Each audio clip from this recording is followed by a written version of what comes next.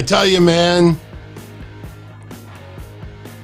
I just love the haters out there that don't follow AEW on a regular basis, but will convince you that Moxley has failed as AEW Heavyweight Champion.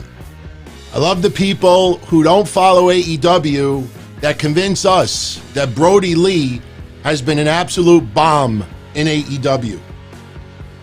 On 24 hours notice, people were saying that this stadium stampede was going to be an absolute clusterfuck, and if they can't even get 750,000 viewers, they put it down. Oh, Nyla Rose not ready for fucking prime time. MJF, all he can do is cut promos.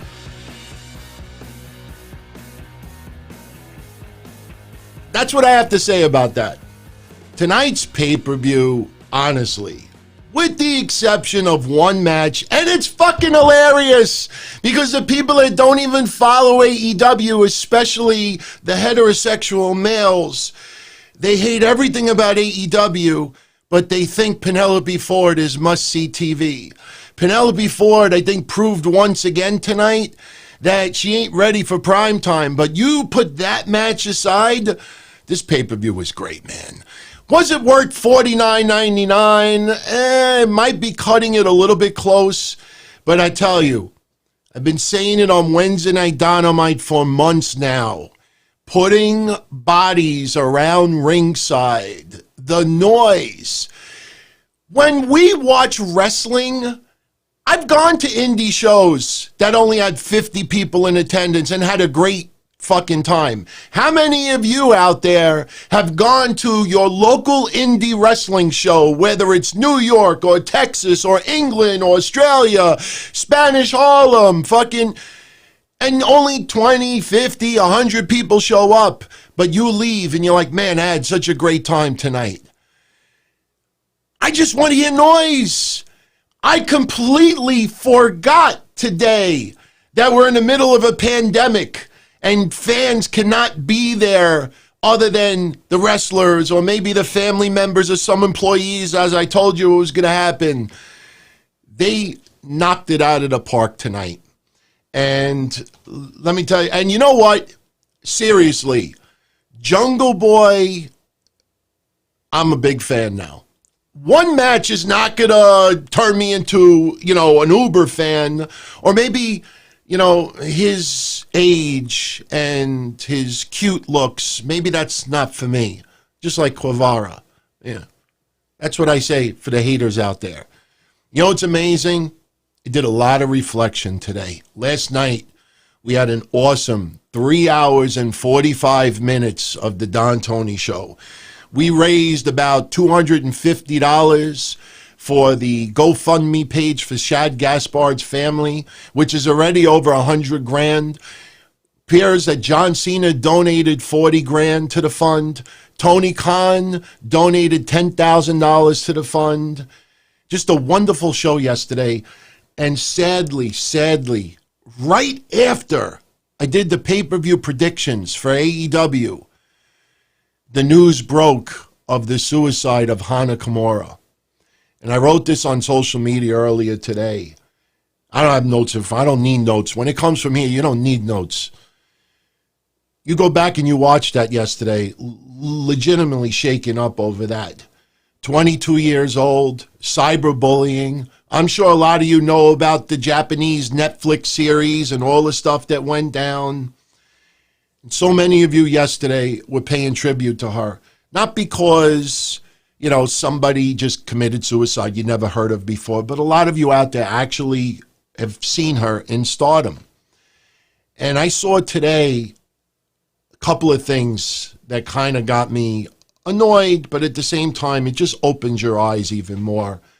I saw some of the usual suspects who were on social media till the wee hours of the morning yesterday.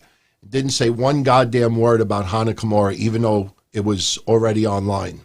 You know when they started talking about it? When everybody else started talking about it. I got to be into this conversation too. And you know what was worse about this? Because I remember I got so much criticism for what I had said several months ago. So many negative tweets, so many negative comments on YouTube. And you know what that was? I saw several people today tweeting over and over and over again about how tragic it was for Hana Kimura committing suicide and how much cyberbullying needs to stop and how we need to become better people and this, and that. And you know why that was disturbing? Because these people that I'm talking about were the same ones that took Nyla Rose when she won the AEW Women's Championship, when I praised it and gave my opinions on YouTube. And unfortunately, I'm looking around. I don't have anything that I could simulate that looks like shit. Maybe if I would add chocolate pudding, and seriously, if I had chocolate pudding, if I had keto pudding, I would have made it tonight just to do it as a visual. You had those same people months ago taking Nyla Rose's head and smearing it all in shit because a person with male genitalia won a women's championship. The same people that are all distraught and so much sorrow for Hana Kimura and the cyberbullying, but yet these are the same people that were smearing. And look, am I a big Nyla Rose fan? No, absolutely not. But I keep an open mind. I evolve over the years. You know, that doesn't make me a sissy, a pussy, politically correct or anything like that. You know, maybe this time around, some of those people that talk on one side of the mouth and the other side of the mouth, depending on what is the popular conversation to be included in, maybe this suicide, penetrates with them. But my fear is, and I wrote the formula earlier today, you know what the formula is for cyberbullies? One, they will rip, put down, and criticize people that they dislike or they don't agree with, or people that, liked things that they dislike. Then they soak in all of the likes from that because misery loves company. Then tragedy strikes and cyberbullying takes someone's life. And then what happens? They start tweeting all this sorrow. We got to stop this, stop that. Soak in those likes. And then after a couple of days, when that conversation kind of drifts away, they go right back to step one and it's all over again. And it sucks. It really sucks. Yes, Nyla Rose had a great match with Hikaru Shida tonight. I got news for you, everybody. I got a lot of predictions wrong. And I'm happy that I got them wrong. Because I never in a million years ever thought that they would put the belt on Hikaru Shida right now. Sure, some people out there may think, hey, maybe Nyla was originally supposed to retain, but because of what happened with Hana, maybe they, did this as a little tribute and this. I don't know. I don't care. There is a wonderful video on YouTube. And again, go back to the people, the usual suspects. Emi Sakura. Remember Emi Sakura? She did a watch-along tonight for AEW's pay-per-view on YouTube. And when Hikaru Shida won the belt, Emi Sakura is in tears, crying. Not only because Shida won, but because the pain of losing Hana Kimura. And I just thought it was just a beautiful thing. And the reason why I bring that up, those same usual suspects that made fun of Riho, the way she dressed. And I gotta throw this out there, because I do want to make one particular shout. I don't like doing individual shout-outs over here, for people I care about, of course. But I got to say something, because I was looking back at the chat from yesterday, because I do read what everybody says. Maybe I don't get a chance to see everybody's stuff live, and I see it later. But yesterday when I was talking about some people making fun of, some of the people working behind the scenes of AEW, or the wives of the Young Bucks, or the girlfriend of this person, girlfriend of that. And I talked about it yesterday. And I noticed Mish, Wrestling Soup, wrote on the chat and said, DT, nobody was joking about stuff like that. And Mish, I love him like a brother. All right, but I want to just throw this out there to just clear this up and clarify this. This YouTube that we do, Broke 11,000 subscribers yesterday. We do some of these shows over here for you, or I do the shows here for all of you. Sometimes there's 1,000, 2,000 people in the chat. I have about 90% of the people I follow on Twitter on mute because I just don't want to read doom and gloom. The point I'm getting at is that, you know, when Mish said that, I was not trying to take shots of him or Wrestling Soup or anything like that. I'm talking in a general scope. And I should not have to put in a disclaimer up when I talk about the overall consensus. You know, Nyla Rose, you remember all that shit that went down, you know?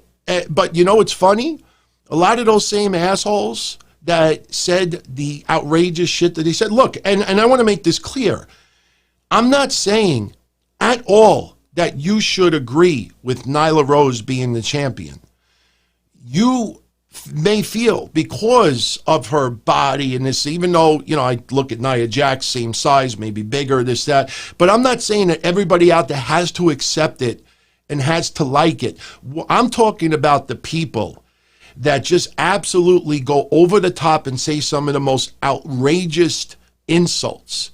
You know, and these are the same people now that are showing all this sorrow for Hana Kimura until the next person that they want to make fun of and criticize.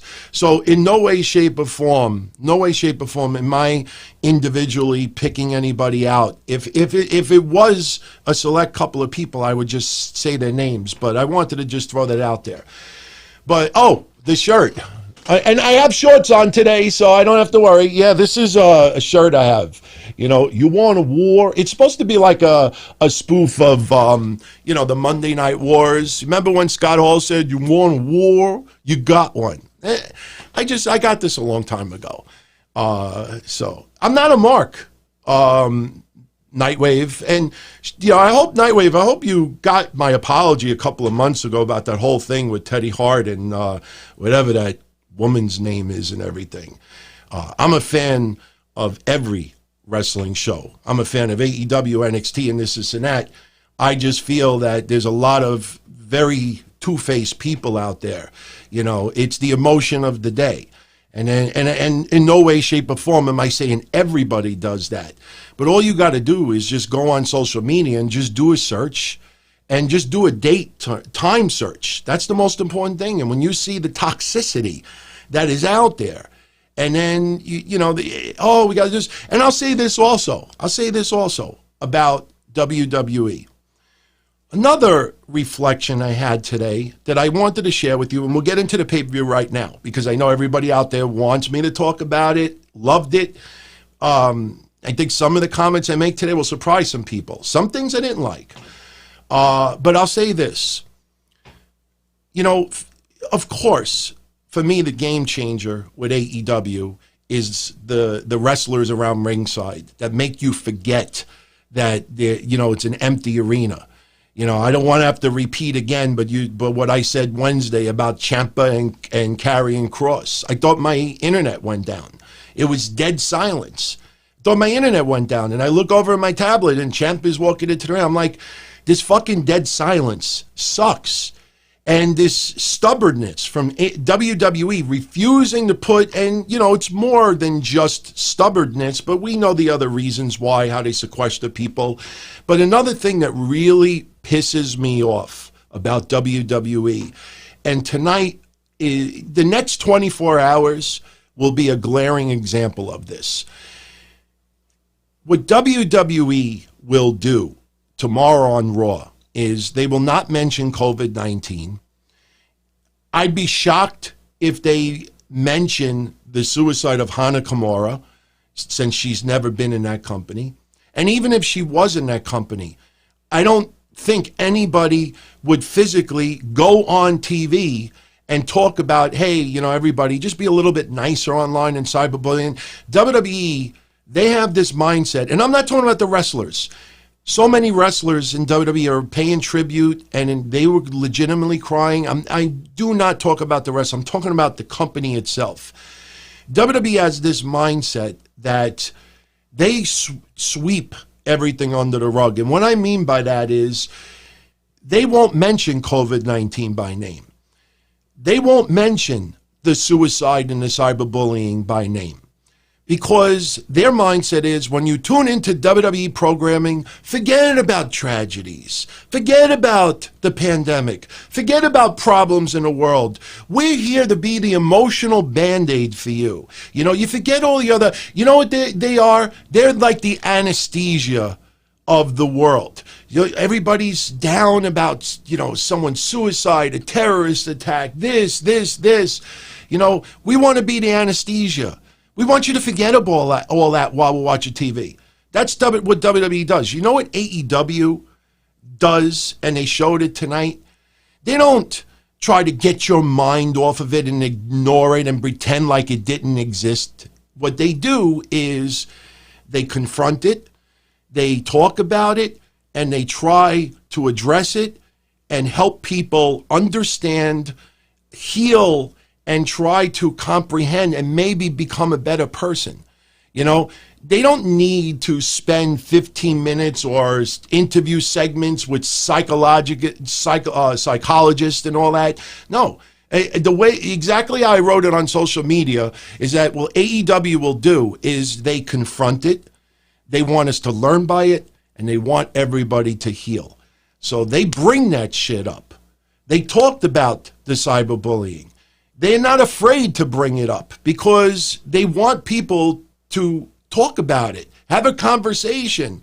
You know, maybe you heal, you learn something from it. Maybe it shakes your foundation. WWE wants to pretend like none of this happens. And that just pisses me off sometimes. So anyway, you know, look, on Raw, you might see somebody with an armband that says Hana on it, maybe Asuka. I don't know. But as far as WWE, you see it over and over again. You know when you do see them confront it? When it's a pre-recorded documentary, then all nerves. Or if there's some special coloring where the walkway has a foundation's name on it, or the ropes are a different color, or that's the only time they do it. Unless they're connected with some type of cause or foundation, you rarely ever see anything like that. So anyway, Double or Nothing. Yesterday, we did the predictions. We talked about Rey Fenix. Late scratch, Joey Janela was going to be taking his place. Penelope Ford taking the place of Britt Baker. And I will fast forward my notes over here. We found out today, and I don't think any of this injury is exaggerated or fabricated. Alex Marvez interviewed Dr. Michael Sampson during the pay-per-view about Britt Baker's injury.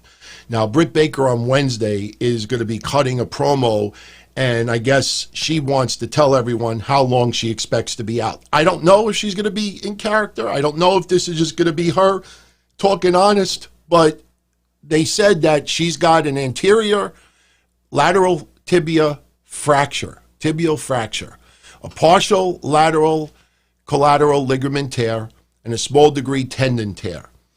The tears don't look like anything major. The fracture is something that I don't know what kind of surgery is going to be involved with that. She will be out for several months. And, you know, look, as I said yesterday, accidents happen in the ring. No question. The thing is that accidents sometimes are totally preventable. And we have no idea if this guy got injured today. If he, you know how I could compare it, and I know you all know exactly what I'm talking about right now. Here's a good story. I don't know why I just thought about this. This is a great story. When I was about, I think, 8 years old, my parents used to have this gigantic tree in the front of my house in Middle Village where I used to live. And I always wanted to climb this tree, but the first big tree trunk, the branch, was too high off the ground. And being like 8, 9 years old, you know, I couldn't like lift like a ladder or something like that to go in front of the house and do that. So one day, my father was washing his car, and he had the car parked like right next to the tree.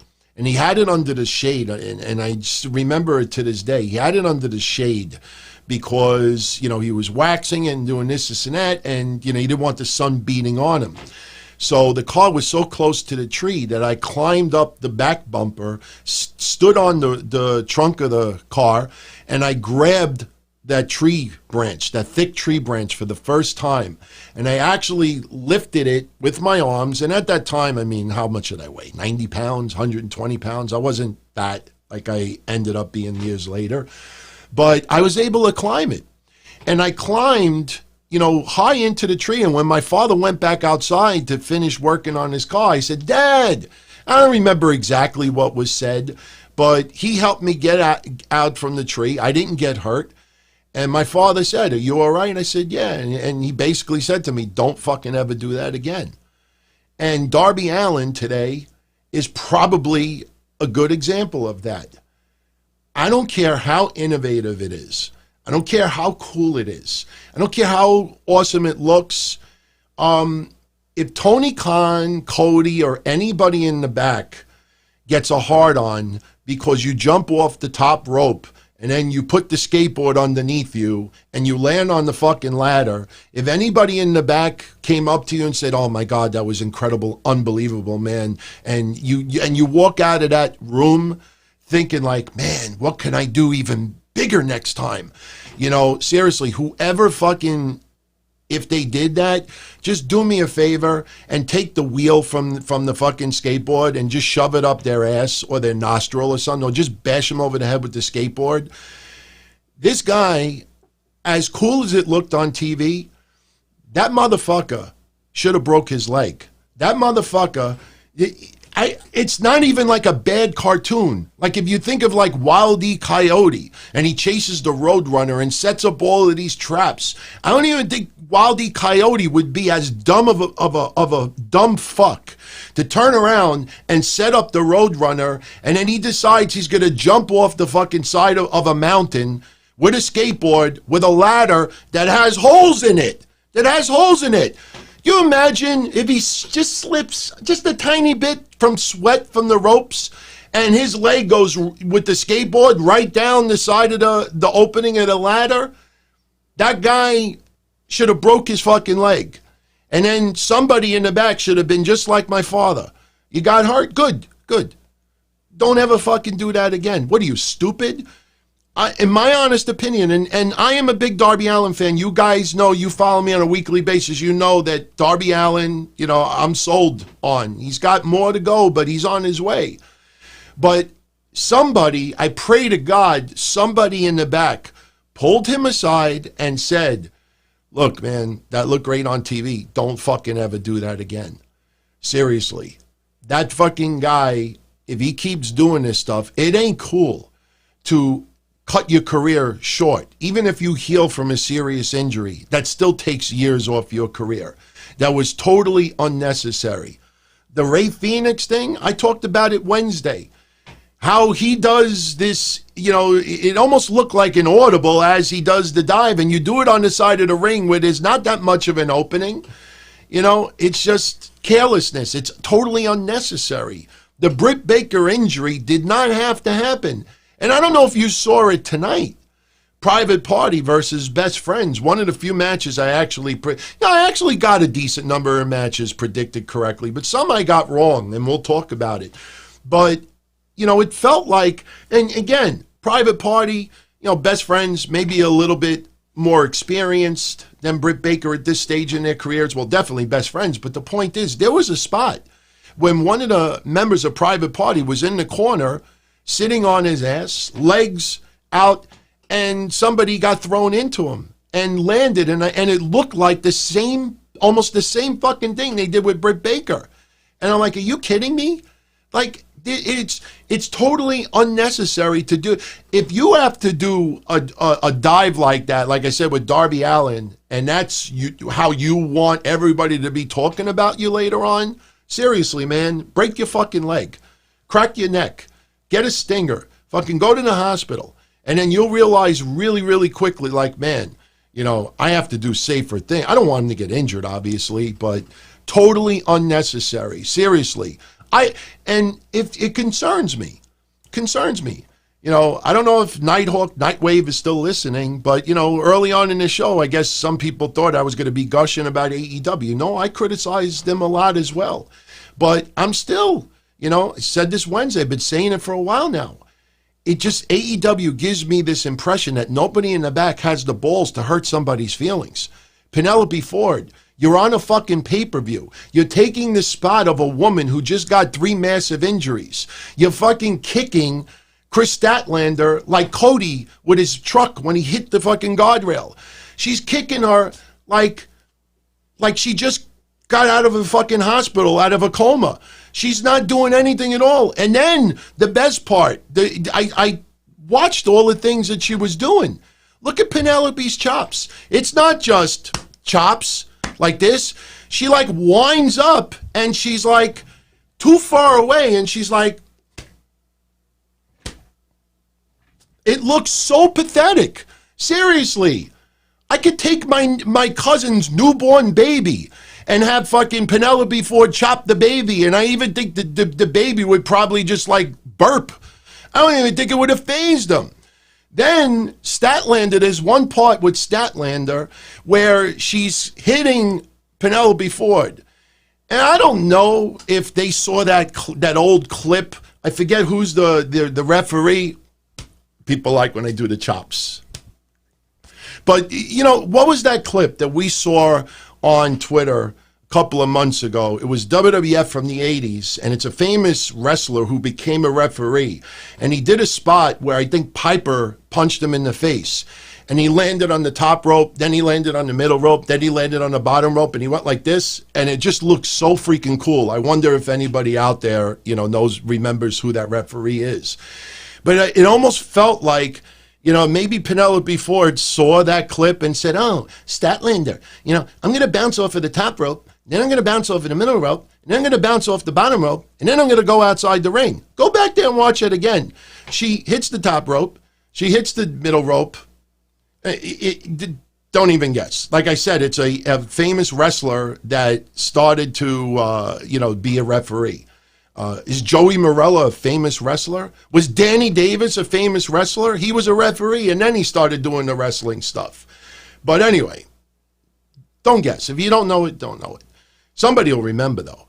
It was like a short, stocky referee. He went like this. Piper punched him in the face.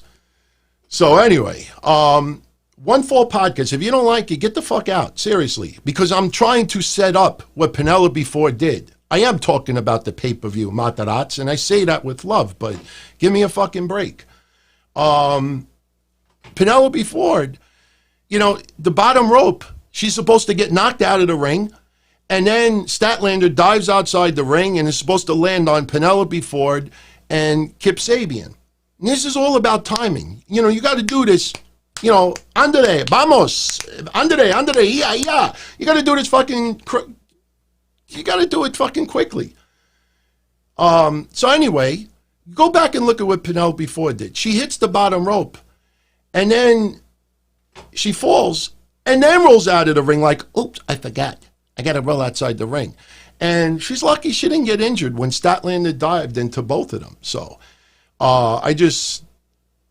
okay, thank you. What school did you go to? Yeah, it is a troll. So, yeah. So, you know, I had a feeling it was a troll because, you know, I actually like Nightwave Radio now, and I actually did apologize to the guy behind the scenes. So I don't think he would be trolling me like that. So, nice try. Nice try. Unfortunately, One Fall is actually One Fall. You know. Shouldn't you be doing a podcast right now? Kidding around. But seriously, I know Penelope Ford is attractive, and she definitely could be a better wrestler in the future. And she's not, you know, the drizzling shits. But seriously, go back and look at that stuff today. And look at what I said. Look at her kicks. Look at her chops. Look at the thing I just said with that. You're on a goddamn pay-per-view. Britt Baker is going to be out for several months now.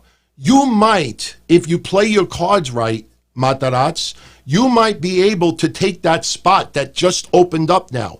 And instead of going balls out and fighting as if you're in the main event, she's like, Go look at it. Go back and watch it. She no business being on a pay-per-view right now. Seriously. That was the only match that I had a problem with today. Unless you want to talk about Dustin Rhodes and Shawn Spears, I have a picture that I'll share with everybody later. But hey, thank you, my friend, Chris Brannon. Thank you very much. But let's talk about the pay-per-view in order a little bit, okay? The pre-show, the buy-in was Best Friends beating Private Party to become #1 contenders for the tag titles. If you remember last night, we were having a great conversation, going through each match, and really thinking about one step ahead. And that's usually when I do my prediction. I try to think one step ahead. And, I think a lot of people forgot the big question we have right now is Hangman Page going to be back on a regular basis? And trust me, I know I haven't said it much yet, but that main event tonight, that Stampede Stadium Brawl, honestly, it's not just because it went off the air, but I can honestly tell you that for me, that was 10 times more entertaining than the Money in the Bank match, because it's not just how everything went down today, but think about the fact that WWE had to prepare and edit and produce that match for a couple of weeks. That match was recorded, Money in the Bank, like a month before it aired on TV. AEW had 24 hours. Tony Khan and AEW let the wrestlers be creative. Let the wrestlers look at something. Hangman Page sees the chalk thing with the field. Hey, Jericho, you laid out. Let me go over your body like the chalk. Like some old man that should be in his grave already, and he still works, for the stadium because they kind of feel bad, and, maybe he agrees to take $6 an hour, and, you can't, it is what it is. A lot of those things today, Matt Hardy, how many times on Wednesday Night Dynamite did I say that they got to go to the Hardy compound and they got to go brawl into the water and then have Matt Hardy, do what they did with Jeff? And Jeff, he get in the water, he comes out and he's Willow in it. Remember all that? They did it today with the pool. And it was so creative. And in the background, you hear the wrestlers and cheerleaders. This is awesome. I completely forgot today that there was a pandemic. That fucking main event, I'm going to watch it again tonight before I go to sleep. Seriously. So I'm not going to go out of order for the rest of the pay-per-view recap now, but I needed to throw that out there because I guarantee you, and I'm not saying this in any critical way, I guarantee you every podcaster that is doing a recap now, they are opening up just praising the fuck out of that main event match. I loved it. My hands hurt from typing so many notes. I typed my own notes.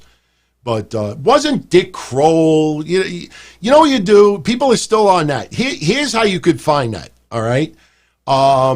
Just do a Google search while you're listening to me right now and just type Roddy Piper referee rope bump. It's got to come up. I'm telling you, and if you out there have never seen that, you'll get a kick out of it. You will absolutely love it.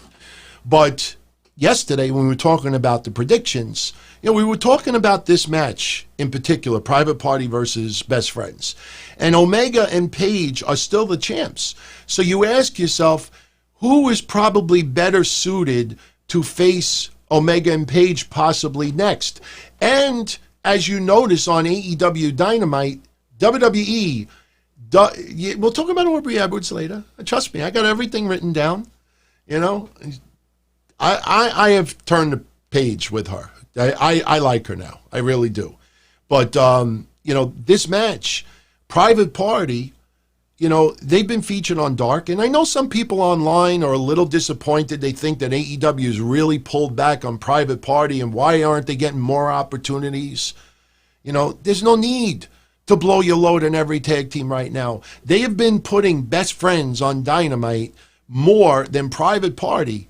Really, it feels like you haven't seen Private Party much on Dynamite since they paid tribute for Travis. When he passed. the wrestler here on in New York, Matt Travis.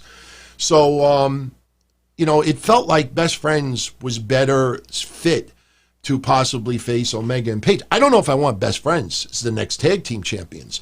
But if you remember yesterday, we were talking about how it just did not feel like Hangman Page was going to be turning tonight. It just didn't feel that way. But Best Friends do advance on the pay-per-view. They got the victory. They are now the #1 contenders for the AEW tag titles. Personally, like I said, I don't know if I want Best Friends as the next tag champs, but maybe Best Friends, and I'm just brainstorming right now, maybe AEW does a play on words about Best Friends and tries to use the term Best Friends to maybe address some issues with Hangman Page and Kenny Omega, even though they had a great toast today with the milk and the whiskey. So Best Friends might just be the two wrestlers that end up in the tag match that leads to maybe the beginning of the end of Omega and Page as a tag team. We don't know. Wow, everybody rah! You know what, John Dillinger? If you have Twitter, PM me on Twitter. There's a lot of cool shirts out right now, and maybe the Owen Hart, the Shad Gaspard, maybe you want another company. Any choice of any shirt you want. Red Bastine, that's it. Not Bastina, that we used to eat. Your mom used to feed you when you were a kid. I hated Bastina. Anybody ever have Bastina? Is that what it's called? Ronzoni's Bastina? I mean, that's meant for like people with no teeth. I remember my mom used to, what am I going to have for dinner, Ma? And she's like, oh, I'm making you Bastina. And I'm like, why? I'm like 14 years old. Bastina's for babies. It's like little stars that they're like microscopic. Anybody ever have Bastina? Look it up. Seriously, you want to piss somebody off? Make them Bastina. Seriously. Be like, what the hell is this shit? Looks like oatmeal. So how we even talk about Bastina, I have no idea. But anyway, we go on to the pay-per-view. We have the Titantron, AEW's Titantron. Did they ever name their Titantron yet? I don't think so. Maybe they call it TitanCon. Stupid. I was just thinking. Just thought of that now. But it shows the slot machine. We have the cards around ringside. I want one of those fucking cards. Problem is, like, even if I asked them, hey, could you send me one of those cards? Like, how do you ship that? What do? You just put a UPS label on the back of it? Like, how do you ship that? And could you imagine that passes through the UPS, this giant playing card? I'd like to know how they even printed that up. They must have something on site. The TitanCon. Yeah, I just thought about that.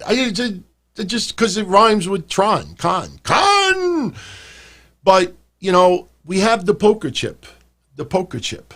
Do I have any pictures of the poker chip? Yeah, well, you know what? I don't really have the poker chip. I do have one. I don't want to reveal it yet because of what happened on the ladder match. But Vicky was ringside. Excuse me. We have the Butcher and the Blade there.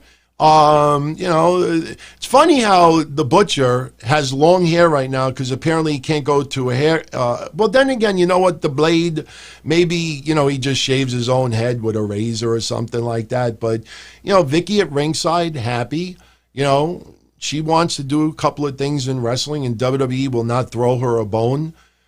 But it was really cool to see. You see the background? There's the poker chips. That I would love to have. Those poker chips look really, really cool, man. Because me, you know me. I'm now I'm counting down the days where I could go to Mohegan Sun again, even just to hang out. But, they had a nice setup today. They had the playing cards, the poker chips. I don't think the poker chips were as heavy as they portrayed it to be. When they picked one up and they put it on top of I can't say who it is yet. But anyway, pay-per-view starts. So Joey Janela replaces Rey Fenix in the ladder match. So before the pay-per-view even kicks off, you have a lot of interview segments and hyping for the card. Now, if you remember Double or Nothing last year, that was the pay-per-view where Cody broke the throne that, was Triple H's throne. Today we had Lance Archer breaking the shit out of what looked like a bathroom. It is what it is. Mike Tyson, we'll talk about Mike Tyson. Some people know why I did that. So, but yeah, it was nice to see Vicky there. So, one thing I do want to say before we move on to the ladder match and the pay-per-view itself, I thought it was really cool that they paid tribute to Hana Kimura. I thought it was really cool that they not only paid tribute to Shad Gaspard, but during the match between Crime Time and Best Friends, you had, did I just say Crime Time? There's a reason why I said Crime Time. The Private Party versus Best Friends. During the match, Private Party hit the G9 to Trent Beretta, and that was a tribute to Crime Time. So, yeah, Jel, if everybody's enjoying the show, hit the like button. I don't know, the last 3 shows that I'm doing, for some reason, like my viewer numbers, like everything's frozen.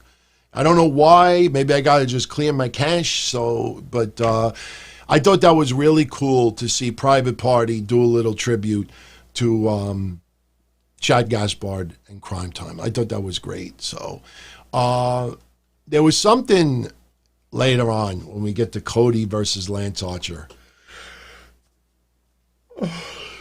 And I'm not talking about Mike Tyson right now. You ever watch someone yawn and you get tired yourself? I don't know if that's ever happened, but something with Cody's match that I got a kick out of, and it had something to do with Mike Tyson, by the way. So anyway, we have the ladder match, and the winner gets a future AEW Heavyweight Championship match. My pick was Darby Allen. Although we talked last night about who the mystery person would be, some of you talked about Austin Aries. Last night we talked about Brian Cage. We talked about few ideas. And Frankie Kazarian and Scorpio Sky were the first 2 out there, and they are part of SCU, so they're going back and forth a little bit.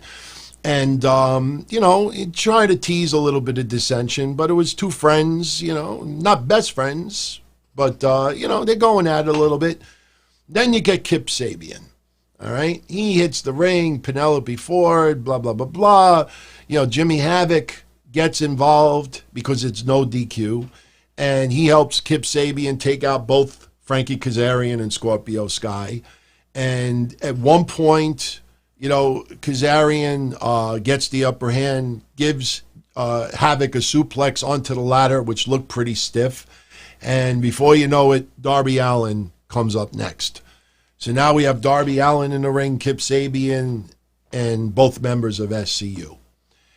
And again, as I said earlier, Darby Allen, he's got Frankie Kazarian on the ladder, and he climbs the top rope, and he fucking dives off, and he decides he's going to put the skateboard underneath him and try to put it through Frankie Kazarian. Kazarian moved out of the way. Darby Allen, hopefully, he's not too banged up from that, but that was a spot that was just absolutely stupid.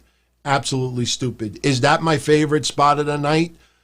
If he wouldn't have used the skateboard, I probably would have said, wow, that was the sickest spot of the night, but that was just dumb. That is dopey. I don't know if there was a hot piece of ass in the back that he just met. I don't know if he's married or anything like that, but maybe he has a hot piece of ass in the back, and he wanted to just impress to the point where, he was going to get some later on in the night. But that was just god-awful. So, see, the funny thing is that there's a lot of you out there, and maybe even yours truly, that if we were, younger, maybe Darby Allen's age, and we were just fucking around in the yard, like play wrestling and stuff, and I was trying to impress a girl at that time, I wouldn't be surprised if I thought I could pull it off, that I climbed to the top of the roof of my house and dive through something, just to show that I'm tough, even though she might call me an absolute jackass for doing that. So, yeah. Oh, yeah, that's right. Darby Allen's dating that girl from AEW. Holy shit. I'm drawing a blank right now. I can't remember her name, but yes, you are right. You are right. Quadruple H says he's married to Tampon Chick. Oh, yes, that's right. That's right. Oh, shit, what's her name? She worked that bar event, and then she shoved the tampon in the girl's mouth, but it really wasn't blood and all that. Priscilla Kelly, that's right. Maybe Priscilla Kelly was in the back, and he wanted to impress the fuck out of her. Just show you how much of a crazy son of a bitch I am, a hero. If that was the case, she should have fucking just, what are you, stupid? What are you, fucking dumb? You know, you're going to get yourself, your leg broken. And then what do you going to do, dummy? So, anyway, Orange Cassidy comes out, walking extremely slow to the ring, watching the countdown clock and like, all right, you know, all right, it's comedy, whatever. I don't mind a little comedy in a match.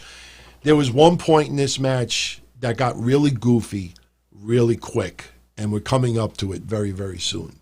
So anyway, Orange Cassidy comes to the ring. Colt Cabana is next. John Dillinger, what the hell are you talking about? No, I can send whoever I want. I've sent chat site stuff before, so I send whoever I want. So, you know, telling me I should send prizes to other people. Chat site's gotten stuff from me before. Give it to somebody else for a change, right? I know you got the answer first, but you've gotten prizes before. Man, so Colt Cabana comes out. Nice to see Colt Cabana.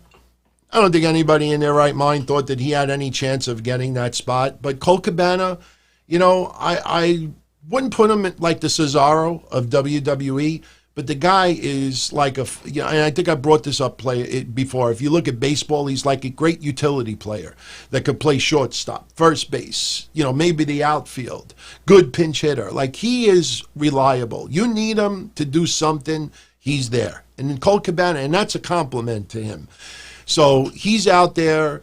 Then next you have Joey Janela. Joey Janela immediately dies off the stage, you know, and the commentators, Jim Ross, Excalibur, and Tony Schiavone. The buy-in was Taz and Excalibur, and we'll talk about Taz in a moment again. But Joey Janela, he basically, Kazarian was climbing the ladder in the ring to try to get the poker chip.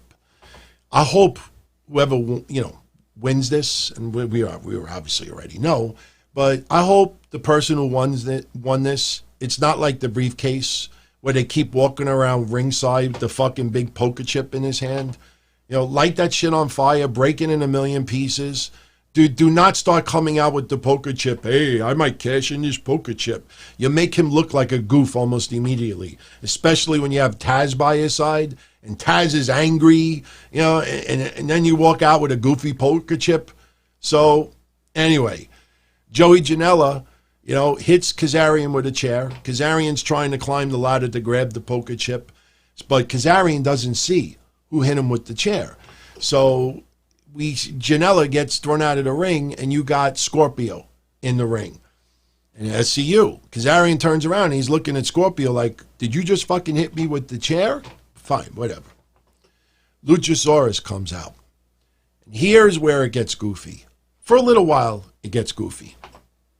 Luchasaurus comes out, and he's clearing house. Everybody's outside the ring. And then there's a moment where he's got Kip Sabian in the ring. Go back and watch it. Go back and watch it. Kip Sabian is in the ring, and Luchasaurus picks him up, throws him out of the ring. The fucking camera is right next to all the other guys outside the ring, and I kid you not, if you didn't see it, you'll see it. I kid you not. They're like this. They're like this. Now, me, in storyline, every man for themselves. When Luchasaurus throws Kip Sabian outside the ring, everybody goes out of dodge. Let him splat on the floor like a bad cartoon. Obviously, you don't want to do that in wrestling because somebody could get seriously hurt. You think of that spot with Private Party of Street Profits on Raw, you know, about a month ago. Remember? We saw one of them dive outside the ring, and somebody wasn't there to catch him and just splat like a grape. So Luchasaurus throws Kip Sabian outside the ring, and everybody's there with their arms like this, like this. I mean, like they're healing some like sick people. You know, like you're cured. They're like this to catch him. I thought it was so fucking stupid, man, but it kept going. Darby Allen starts battling with Luchasaurus on the top rope, and he's holding his knee. He's trying to sell the knee and everything. And before we get to the other goofiness, next person comes out. final person in this contest, surprise person. It ends up being Brian Cage, as we all talked about yesterday. Finally recovered from that injury, finally signed to AEW. Definitely a major player in Impact Wrestling. Now you got Brian Cage in AEW. And it appears that he is managed by Taz. And Taz does not look happy. Brian Cage lays out everybody. And what was so cool also is when Brian Cage first came out, I don't know if you guys saw that, but it looked like he had like a ladder in his hand and ripped it in half. Now, sure, if that's what he did, you could loosen up the bolts, before it starts. But that guy probably could legitimately break a ladder in half. But he comes out and he's clearing house. And somebody yelled out, "You fucking motherfucker." I don't know who said it. Wasn't me. But he's clearing house and it looked great. But here's where more of the goofy stuff comes. Brian Cage is climbing the ladder. And we have Orange Cassidy basically climbing on Cage's back. So Cage is trying to climb the ladder, and Orange Cassidy is holding on to his back and everything. And I don't know, it just looked a little bit goofy. Then, they go outside the ring, and they all start beating up on Brian Cage. And the way that they think that they can neutralize him is they put him on the floor. They take two ladders, which obviously don't weigh much of anything. They lay that down. They lay part of I guess the top of like the AEW that covers the guardrail. It's like a plank, almost looks like the top of the announcer's table. And yeah, I agree, Darren. You have to put the object over before destroying it. But the thing is that while they pick up the big poker chip, and there's like 4 or 5 guys like walking across to lay the chip on top of Brian Cage. This motherfucker's just laying there like just waiting to like get laid or something. Brian Cage is just laying there like this with just 2 ladders over him and a piece of cardboard. I thought it was kind of goofy. Then you had another stupid spot. Kip Sabian and Orange Cassidy are battling on the ladders. So Penelope Ford comes out. I don't know what she was trying to do, but Kip Sabian ends up getting thrown off the ladder. So what does Orange Cassidy do? He starts walking down the ladder. And I'm looking at this and I'm like, why are you walking down the ladder? So it was just really, really stupid. And then on top of it, you have Orange Cassidy and Luchasaurus, trying to do a little comedy where Luchasaurus is about to chokeslam Orange Cassidy. Orange Cassidy tries to chokeslam Luchasaurus. And then Marco Stunt is in the ring and he's standing on top of a chair. And Luchasaurus is helping Marco Stunt like chokeslam Orange Cassidy. It was just too many goofy spots together. It wasn't a bad match, but it was just a hot mess at times. Very, very sloppy. But then on top of it, you have, who was it? Somebody tried to do a Huracan Rana, and I think onto Luchasaurus. I'm trying to remember who it was. It might have been Kazarian. Yes, it was.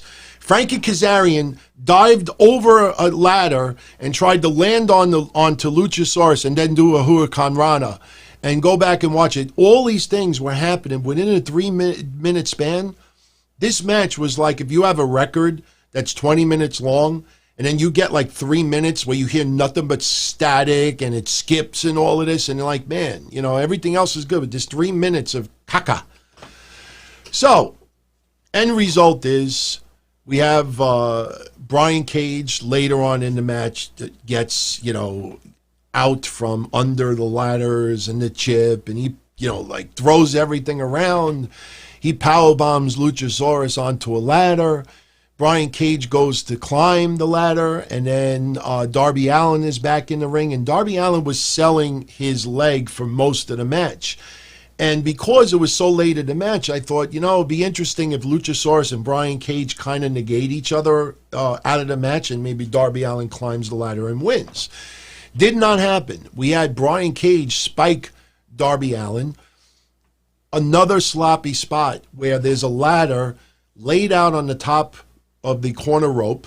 And what Brian Cage is trying to do is Brian Cage is trying to lay the ladder out, put Darby Allen on top of the ladder, and then pick up the ladder and Darby Allen and then throw it over the top rope. It's impressive. But the thing is that the ladders don't weigh all that much. And to do all that, and Darby Allen is sliding off the ladder, and then they put the camera on Taz for like 15 seconds if you go back and watch it.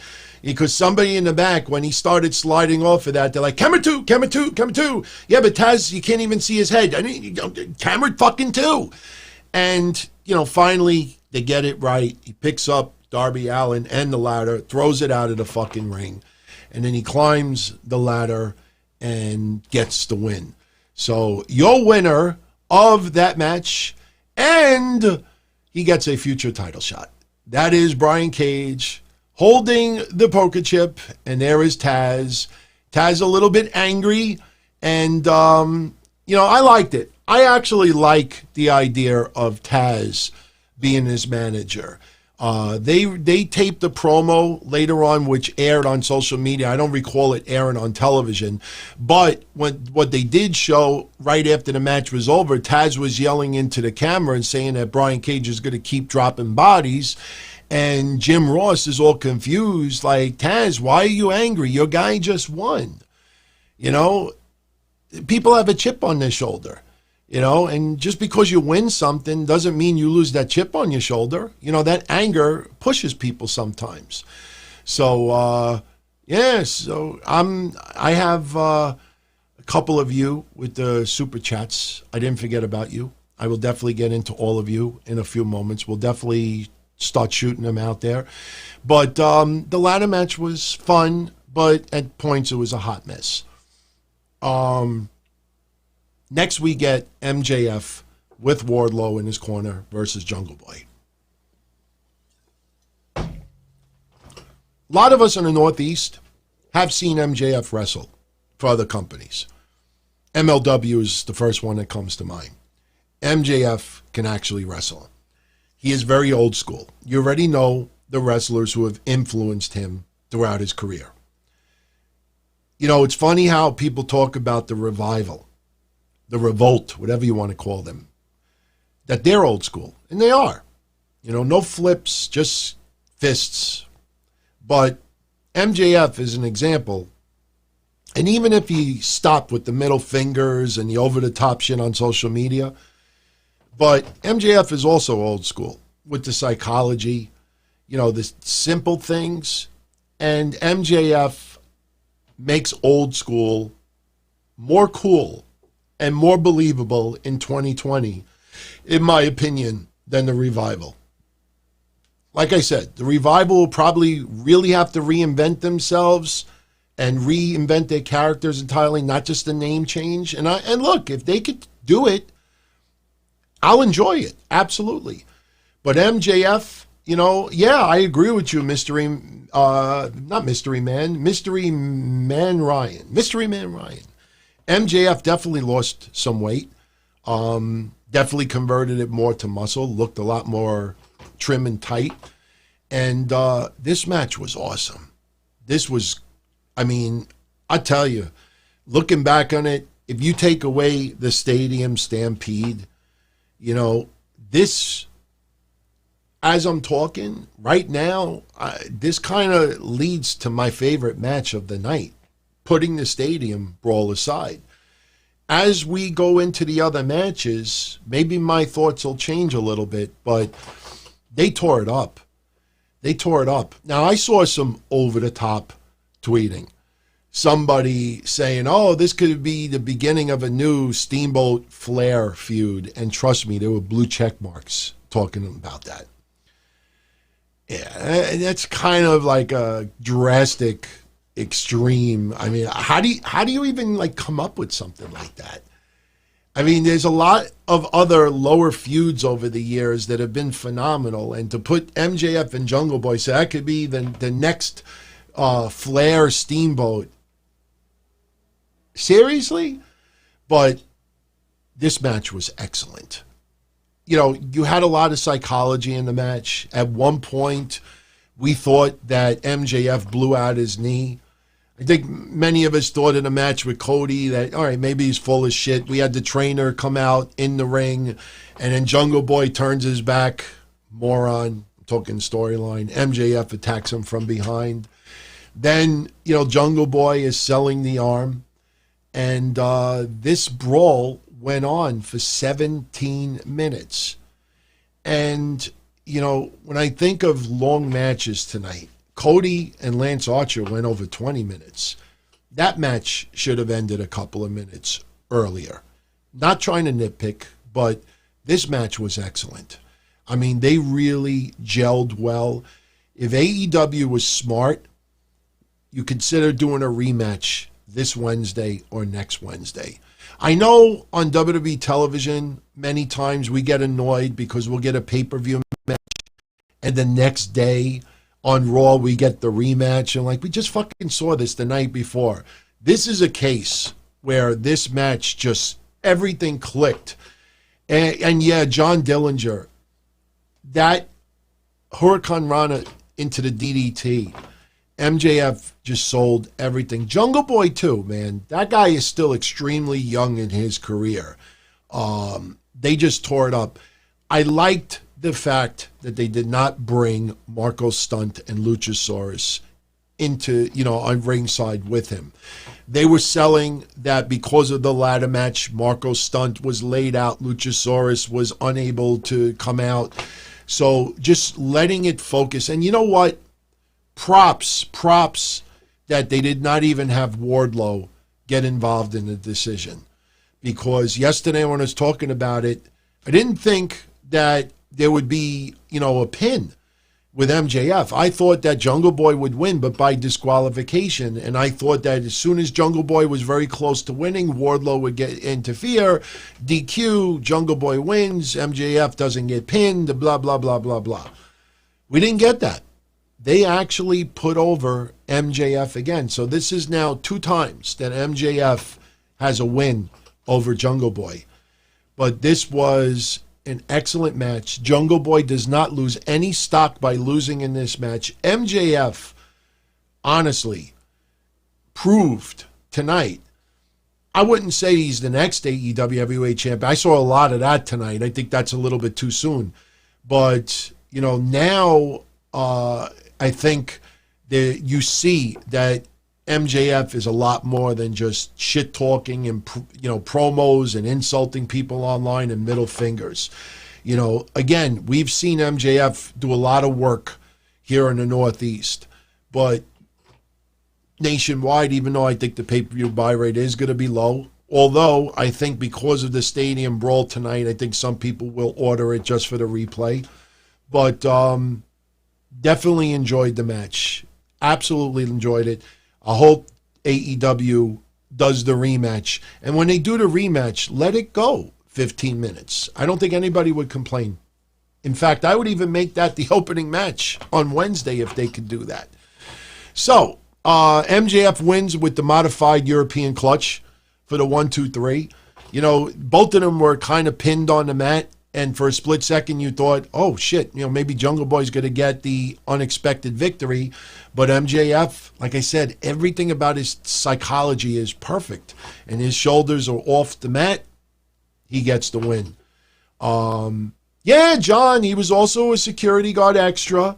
Absolutely. There's the video online of that. Nothing wrong with that. Nothing wrong with it at all.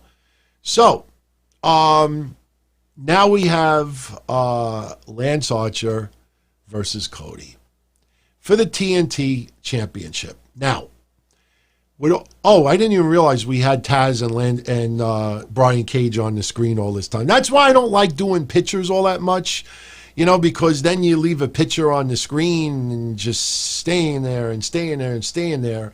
But we got to talk about the TNT Championship. And I'll tell you, I'm not going to lie, everybody.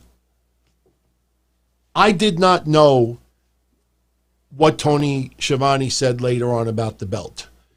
But I was going to hold my thoughts on it until I saw it in the ring, till I saw it held up in the air. But I will say this. If you look at the center of the belt, and I do have pictures of it here. Here's one picture. And I'll be honest with you, I did not like this picture that was posted. Because suspension of disbelief, yes, we know it's sports entertainment. Yes, we know that it's predetermined. Yes, we know all that. But I don't like the fact that you have this bitter rivalry built up between Cody and Lance Archer. Even a little bit of friction with Jake the Snake Roberts and Arn Anderson. And you pose for this, before the event goes down. You got Lance Archer on one side, Cody on the other, and I didn't like this picture this soon. But as you look at that belt, I ask everybody out there, do a Google image search for the TNT logo. The reason why I say that is if you look at the center circle of that belt, that is almost the colors of the TNT logo. I think people need to understand that the logo, this is a championship title for a network. The belt should look inferior from your regular titles. This is the Turner Network Television Championship belt. When you have Saudi Arabia with WWE and they have this trophy, you look at it closely, or the cup. It's like a prop for Saudi Arabia. You don't take that seriously as something. So when I first saw this belt, I thought it was very, very plain. The center, I had no problem with. Believe it or not, if you look at the side plates up close, it's cool because it's a tribute to Ted Turner. But what a lot of people did not know, and this is why I always say, if you're not going to fucking watch something, then you really should hold your comments until you know the entire story. Because for people that did not see the pay-per-view tonight, the belt is not done. The belt is going to be gold.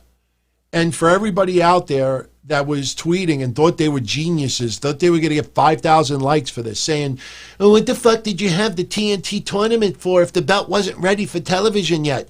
Well, guess fucking what? There was something called COVID-19 that unfortunately forced businesses to close down for the time being.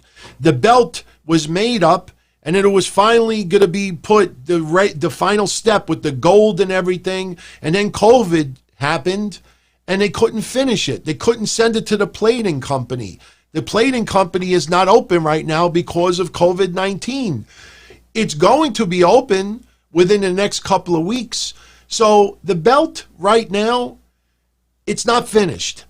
And yeah, I get it. I know what some of you are going to say. Well, maybe you should have held off the tournament for later on in the year. I don't know. But, for Darren, and I say this with the utmost respect, we're in the middle of a fucking pandemic right now. So there are going to be things that are not complete.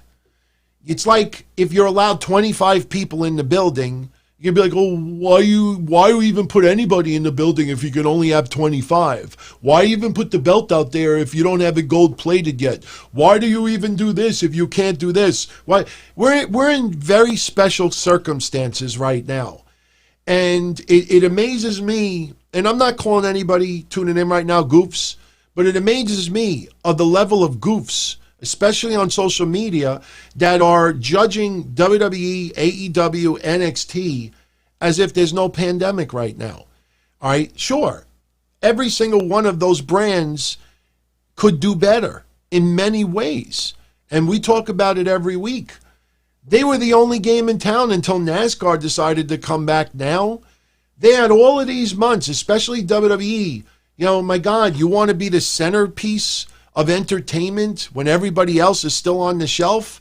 Put on your fucking tux. Brush your teeth for an extra minute or two. Shave. Not only shave this way, but shave this way too. Just make everything absolutely perfect. Pull your fucking nose hair and your ear hair out, even though nobody sees it. Maybe you should put on your best fucking clothes. They didn't do that. So under the circumstances right now, they wanted to do the tournament because we're still in the middle of a pandemic and the tournament was fun and they didn't want to give just regular matches during this. So the belt was done enough where it looked decent. There are a lot of people out there that started projects that couldn't finish because COVID got in the way. And I got news for you. And I swear to God, I'm not kissing AEW's ass right now. But the fact that they put the belt out there and they said, look, the belt's not finished because of what happened with COVID. You go back and you look at the silver hubcap, as I think Andre Corbeil said earlier, I thought it was hilarious. It was funny when he said that. I agree when I first saw it. I said, this looks like a hubcap. I mean, I laughed at the 24/7 championship. I'm like, you know, I understand the TNT logo, but the rest of it, I'm like, oh, it's kind of like plain. But you look back on the hubcap and you'll be like, yeah, that's when COVID was around. So the plainness represents COVID with the belt. And then when it's beautiful and it's gold and it's a little bit more colorful, yeah, that's after the virus is over. I don't think people should make that big of a deal about the belt. So a lot of you out there right now had no idea that the belt is not finished, but it's not finished. So, but the funny thing about tonight, and I'm sorry everybody, I don't know why it is in slow motion, even though I desperately tried to, I know, I see it. Know what it is? I got the picture, and I'm looking at the chat room, and I left the belt up there, but I'm sorry that this is slow, in slow motion. I don't know why, when I capped it, it came back in slow motion, but it was one spot in the match between Cody and Lance Archer that I got a kick out of. And basically, Lance, you know, there was some great camera work tonight with Lance Archer. Lance Archer knows where the cameras are. Remember Jericho's interview that a lot of the young stars in AEW don't know where the red light is? And that is a bigger problem than you even know. Lance Archer knows where the red light is at all times. Lance Archer really, you know, emphasizes and make it, even when the referee was talking about, oh, we told you the rules and early in his end, Lance Archer's like, I don't give a shit about the rules. Lance Archer really sold this match well today. The ex-girl, yeah, he came from WWE, but that was so freaking long ago. You know, this ain't your WWE's Lance Archer. But, you know, there was one point where Lance Archer, they had a camera in the corner, and Lance Archer picks up Cody and just throws him. I mean, this is, you know that this is going to be on a commercial for AEW in the future. I mean, he just takes him, and then the camera goes down, and I mean, that's just beautiful psychology, playing to the cameras. One more time. You know, again, I don't know why it's slow motion, but he just throws him, and then just the camera goes up slowly, and you got Lance Archer with that evil fucking look. Seriously. Imagine waking up to that. So I thought that was great. But what I thought was funnier, and I'm sorry, everybody, but we had two moments, maybe three, but two moments that were funny with Mike Tyson. Yeah, Mike Tyson comes out, and at the very beginning of the match, Lance Archer it hits the ring, and there's a jobber he brings in with him. And Lance Archer nails whoever this guy was. It wasn't Pineapple Pete, but he just knocks him the fuck out of the ring. And they put a close-up on Mike Tyson's face, and Mike Tyson's like, you know, like with this real shocked look on his face, like, and then he's got a look like, all right, you know, all right, badass. So it was really, really good. But unfortunately, Mike Tyson didn't see where the cameras were at all times tonight. And again, I'm sorry that this is slow motion. I don't know why it is. But at one point, Mike Tyson is sitting around ringside with the belt because he is going to present the championship to the winner. And when the cameras go on Mike Tyson, this happens. That's why I was yawning earlier, everybody. I'm not disrespectful and yarn and cough, and I try not to. But yeah, so that actually happened earlier. Mike Tyson gets caught on camera yawning. They immediately cut away from the camera, and obviously it got to Mike Tyson that he was yawning, because a couple of moments later, the camera is back on Mike Tyson, and Mike Tyson's like, Cody, Cody, Cody. He goes from this to this. Yeah, I'm awake, everybody. Look, I'm awake. Cody, Cody. Let me flex my biceps intentionally. Cody, Cody.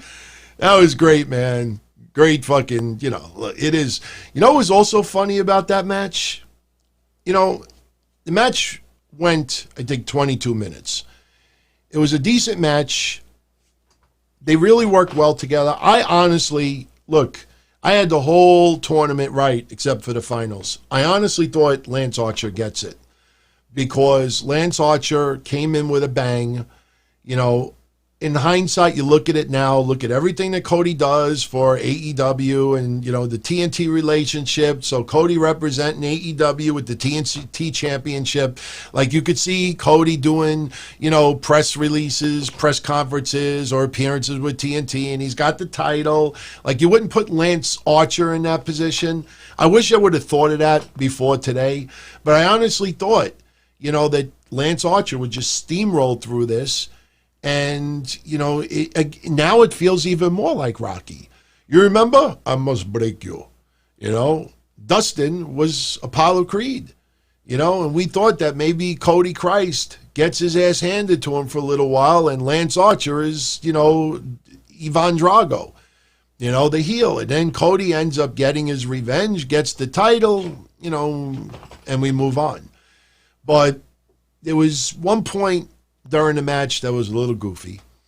Arn Anderson, he's got this play plan, it looked like something used in a football game. Like, you see the coaches when they have all these different plays, and they're perfectly printed and laminated, and he's got this, and it looked like he grabbed it from the Jaguars office. I'll put it back. I'll sterilize it before I put it back. And I don't mind Arn Anderson being the manager for Cody or the coach or whatever it is. But, looking at this fucking thing, it was goofy. But there was one point during the match that I kind of laughed. I know it wasn't meant to be this way, but I don't know if you guys caught it. But Cody pays tribute to Sting. And Cody does, ow! And then he does the Stinger splash. And Jim Ross says that Cody's paying tribute to his favorite wrestler growing up. And I was like, oh, really? If you will.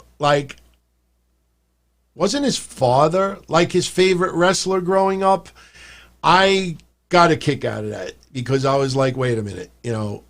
Sting was his favorite growing up and not his dad? I don't know what the case is with that, but the way why I laughed at that, and it's really no big deal, but you know why I laughed at that? The Vince McMahon tweet that nobody will ever make him forget. Vince McMahon has wished Triple H a happy birthday, and he writes 3 paragraphs. Vince McMahon will wish Stephanie a happy birthday and writes 2 paragraphs. Vince will wish his wife a happy birthday and writes 2 paragraphs. Vince will wish Maria Mazzola a happy birthday with 2 paragraphs. And then when it came to Shane, it's, you know what, Devin? Get the fuck out then. I think too much. The Vince McMahon tweet, when he writes paragraphs about everybody else, but when it comes to his son, he's like, happy birthday, Shane. That's what it kind of felt like today. Dusty Rhodes is what I thought is Cody's favorite wrestler.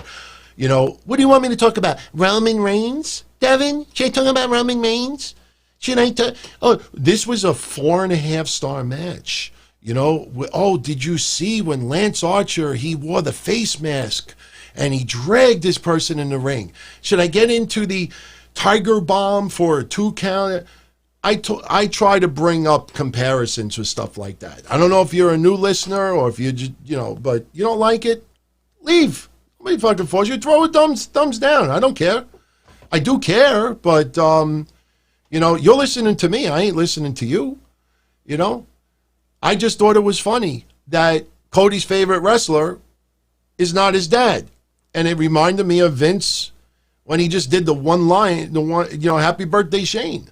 So, yeah, there's the door, bud. Nobody forces you to stay here. You walk into a diner and you sit down and everybody's eating their meal and you take a sip of your soda. It's just flat.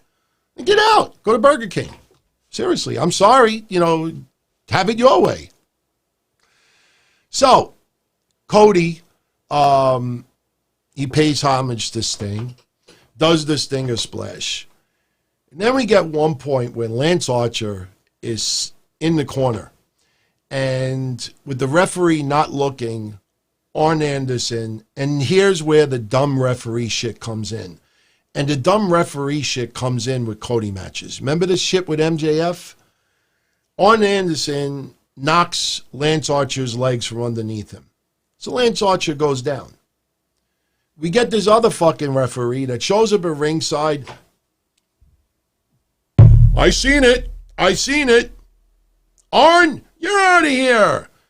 And Arn Anderson is having like a conniption, like he's all pissed off. And he looks at Mike Tyson, and Mike Tyson's like almost like laughing at him.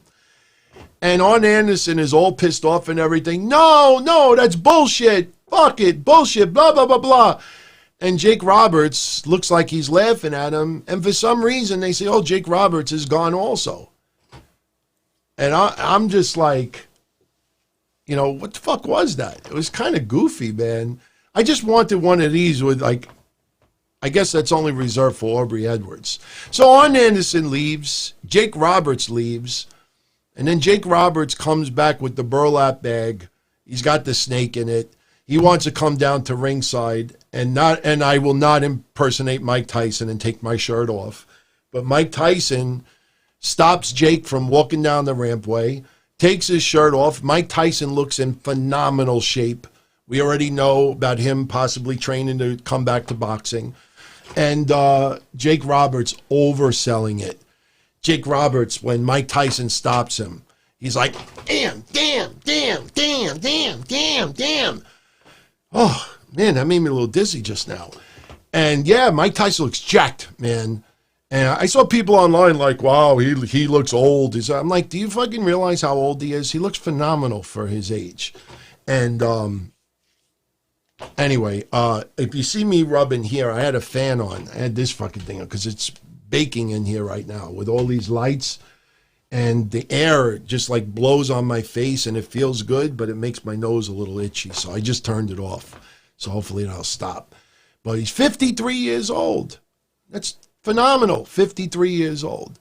But Jake Roberts is all pissed off because he can't bring the snake to the ring. Next thing we know, we see Cody hitting 2 crossroads onto Lance Archer, gets the win, and Lance Archer does not get the title. I thought Lance Archer was getting it.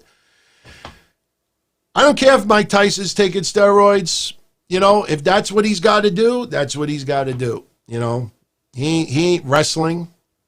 Whatever he's doing, he's doing it. I don't even know if you have proof that he's taking steroids, but he looks fucking great, man. Mike Tyson was a crazy, crazy motherfucker back in the day. Scary shit. Even just interviewing news reporters, just totally unhinged, it felt like. When he mellowed up like that several years ago, I don't think anybody in their wildest dreams ever expected that from Mike Tyson. And I wouldn't say that he became a pussycat, but guy really, turned it around. Guy did a lot of shit back in the day. So to see him training now, even if it's for charity, the guy looks happy. I'm sure WWE and Vince was not thrilled that Mike Tyson, not only presented the belt to Cody at AEW, but, adding the little things that Mike Tyson's been a big fan of AEW since last year and this and that.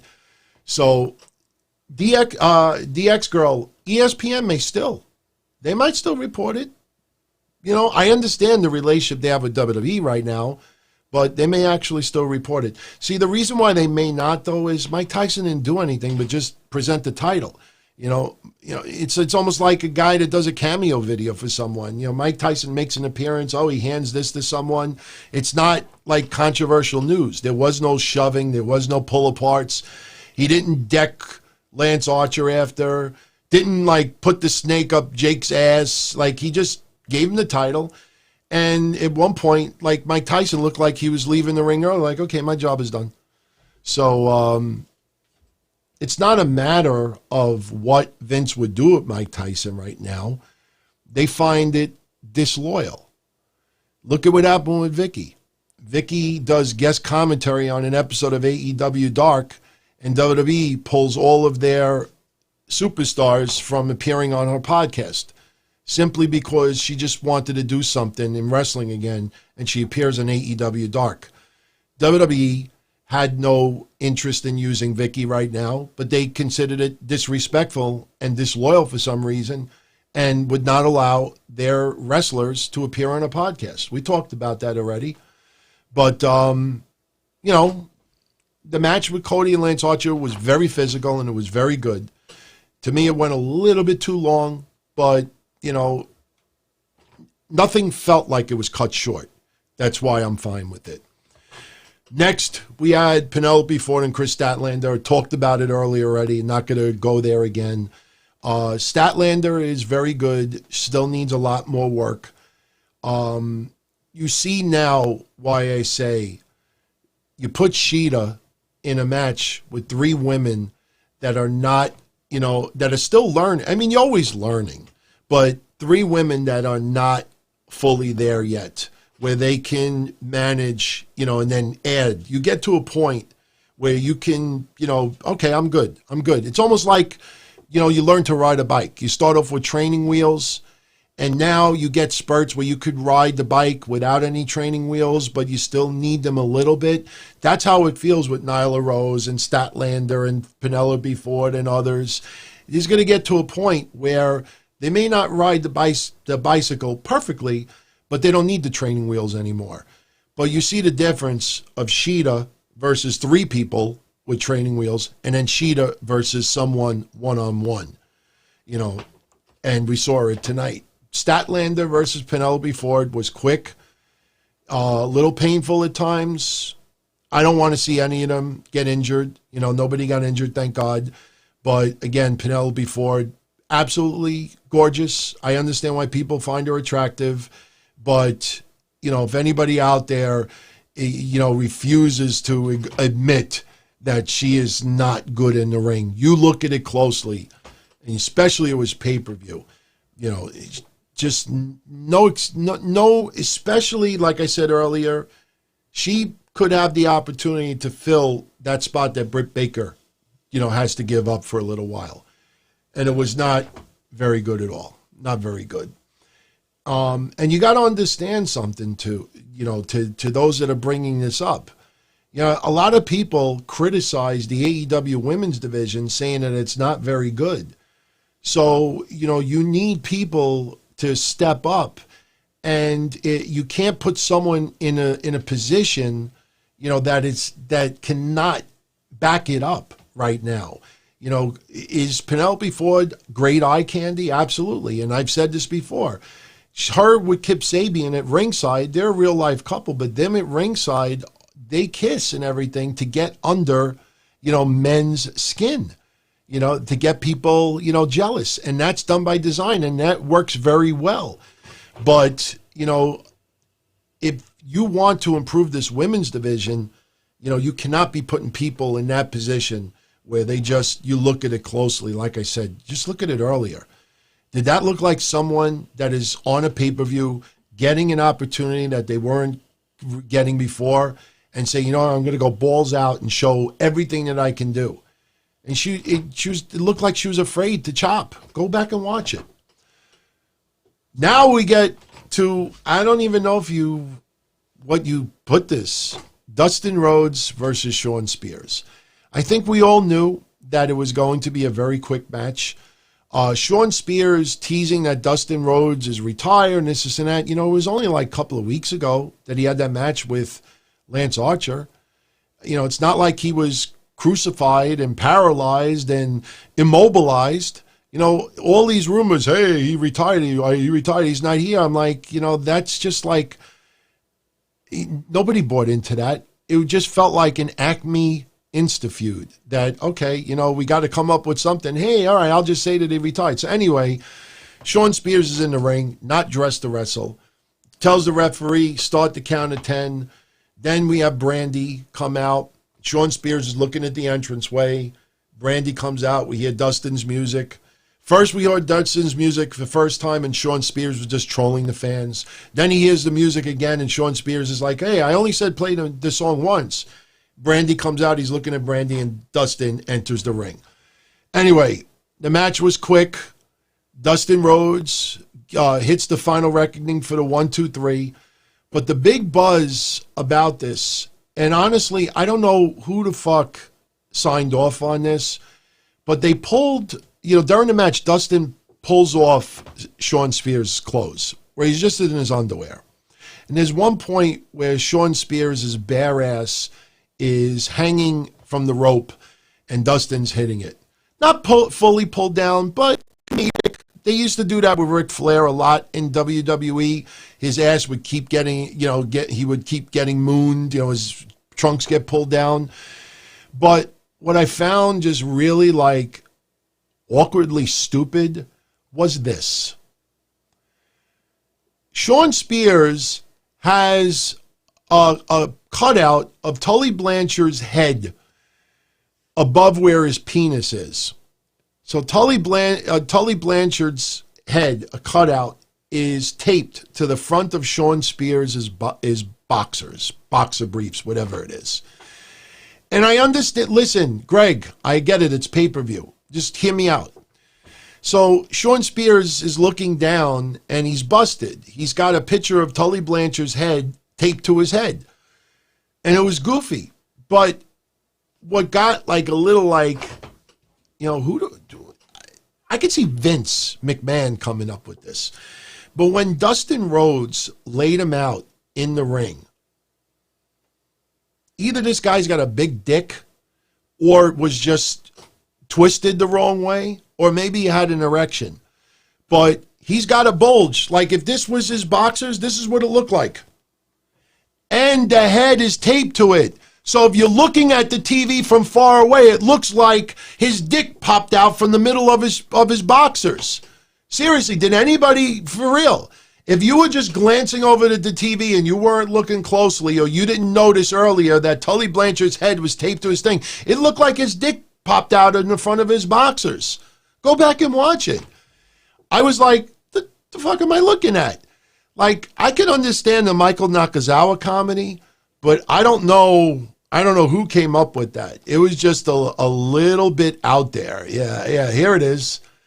But watch when Shawn Spears gets pinned. I actually was going to post the screenshot over here, but, I mean, to be honest with everybody out there, I was too tired. No, I just thought that might be a little over the top if I play that. So, yeah, just go look at it back. I'm telling you, man, see where he gets pinned in the ring, you'll see what I'm talking about. So, here's the part where I believed they paid tribute again to Hana Kimura. And I thought it was beautiful on how they just said, can we just be nicer to each other? You know, just straight out to the point. Stop this shit. You know, and unfortunately, you know, there's going to be a ton of people out there that aren't going to stop. But, you know, we have to, you know, look, as much as trolls, as much as haters, as much as bullies try to, you know, like really gang up. And I don't like saying it like this, but how they all gang up on someone, and when they see blood in the water, they just like sharks, they just run to it. People got to stop. I don't want to say gang up on the cyberbullying, but stop, you know, like mingling with these people. Stop liking this stuff. You know, it might be funny and it might be a catchy one-liner and it might look like, hey, you know, I just wrote this really funny thing and it's an insult. But, you know, when you like, just even hit the like button. You know, you're giving that person acknowledgement that what they did was acceptable. And it's not acceptable. And I said this yesterday on the Don Tony show. You see some people out there that are not 15 years old that write some of the stuff they do. It's pretty pathetic when you see it. And look, I'm guilty of writing dopey shit too, without a doubt. But just take notice of the people who actually like the stuff or respond to the stuff. And 80 to 90% of the time, fake picture, logo, meme, favorite diva, logo, favorite diva, you know, old baby shot, 20-year pic, fake photo. It's just, people flock. Misery loves company. There are too many people on social media that have created a fake life, and they live their life right now through social media, and they come off of these popular, great people because, you know, the perception online, but you know nothing about them. They don't show you anything. They won't show you their face many times, or they'll just, and none of the things that they claim, you notice their friends, their family, you notice that none of them ever have social media.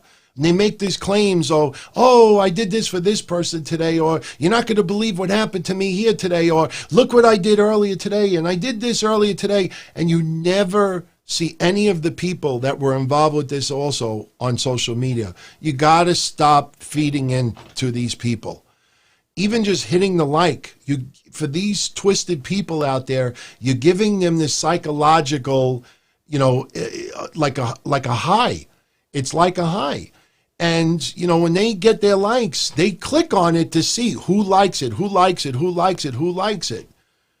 And it's, yeah, I know sometimes it's an egg. Look, I could see on YouTube right now why people would have just logos, because not everybody on YouTube knows how to add like a profile pic and stuff like that. It took me like a couple of weeks before I actually started adding like, you know, like pics and stuff like that. So I'm not talking about people who just haven't had the time to upload something yet. I'm talking about the people who intentionally hide themselves. And I'm telling you, we just had a 22-year-old woman commit suicide because of cyberbullying. There's a lot more than that, and she's been tormented for other reasons as well, but the cyberbullying is what put her over the edge. So, terrible, absolutely terrible. But next we had Hikaru Shida versus Nyla Rose. This was a very, very physical match. You know, the Singapore cane, the kendo stick, came into play. There was a couple of table shots that were just very, very physical. I honestly never in a million years ever thought Hikaru Shida would get the title right now. I was thinking about it after, and, you know, as I said earlier, hey, we don't know if she was supposed to win no matter what today, but there's no denying it. Arguably, Hikaru Shida is the number one woman in AEW. As far as talent, she may not, you know, cut the best promo, but she's got a great story behind her. Very well liked, very sociable online. You know, just an absolutely talented person. And especially when you look at 2020 and you think of the Full Horsewomen and Ronda Rousey and the WWE women, and then when you think of the AEW women, for the most part, you know, there's criticism attached to it. Nyla Rose, you know, a lot of people, you know, reasons people have talked about in the past. Rio, what was the criticism of Rio? She's too small. Britt Baker, she's not experienced enough yet. This other person, she can't work. This person, she's not ready. You know, the women's roster, I mean, look, Jamie Hayter. Remember when she showed up that time? And, you know, she has a great resume in Japan. And she showed up, and then they did that thing in the back where she got punked out. And I think, wasn't it her that Brandy, when they were doing a Nightmare Collective thing? So they've had some women come up.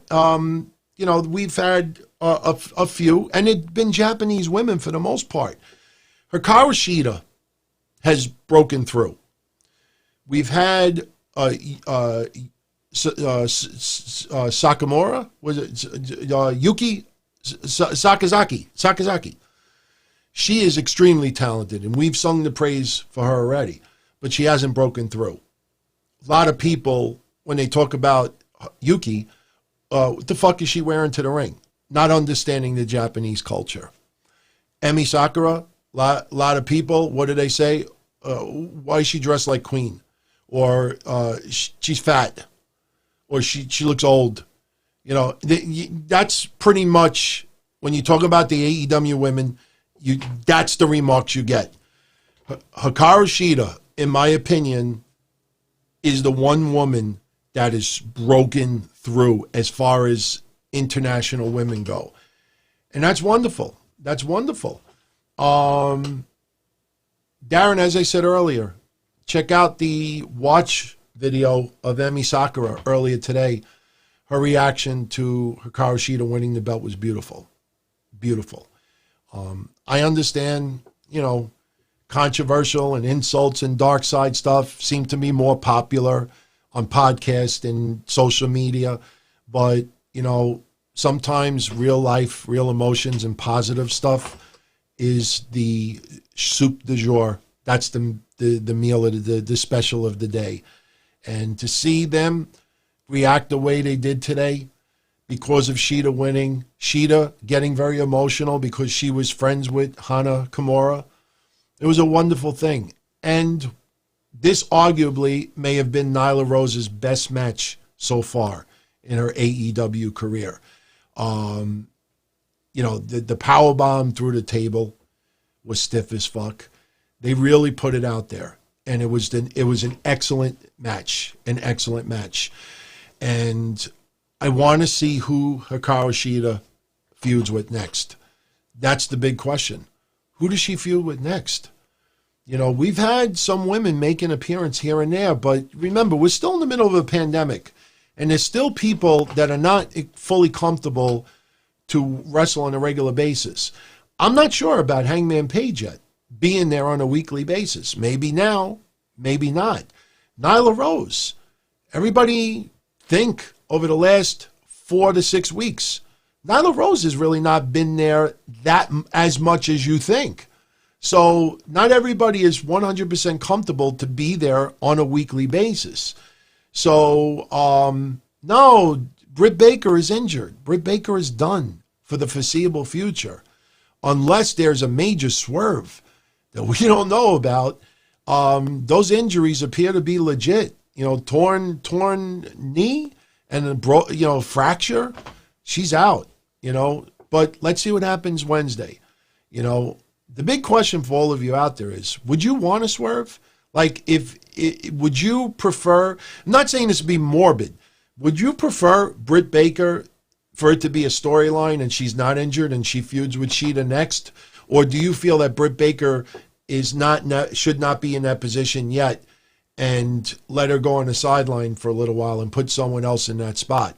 I think a lot of people out there, would feel that, I wouldn't want Britt Baker to be the next in line to feud with the champion. It's not a matter of just being the top heel.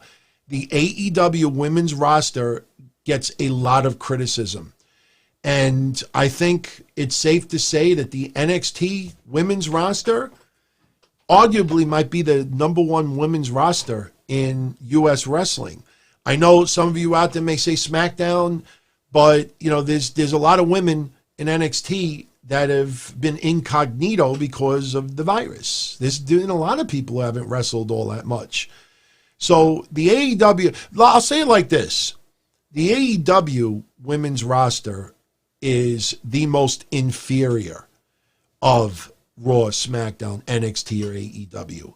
Some people might even say that maybe even Impact Wrestling might have a better women's roster.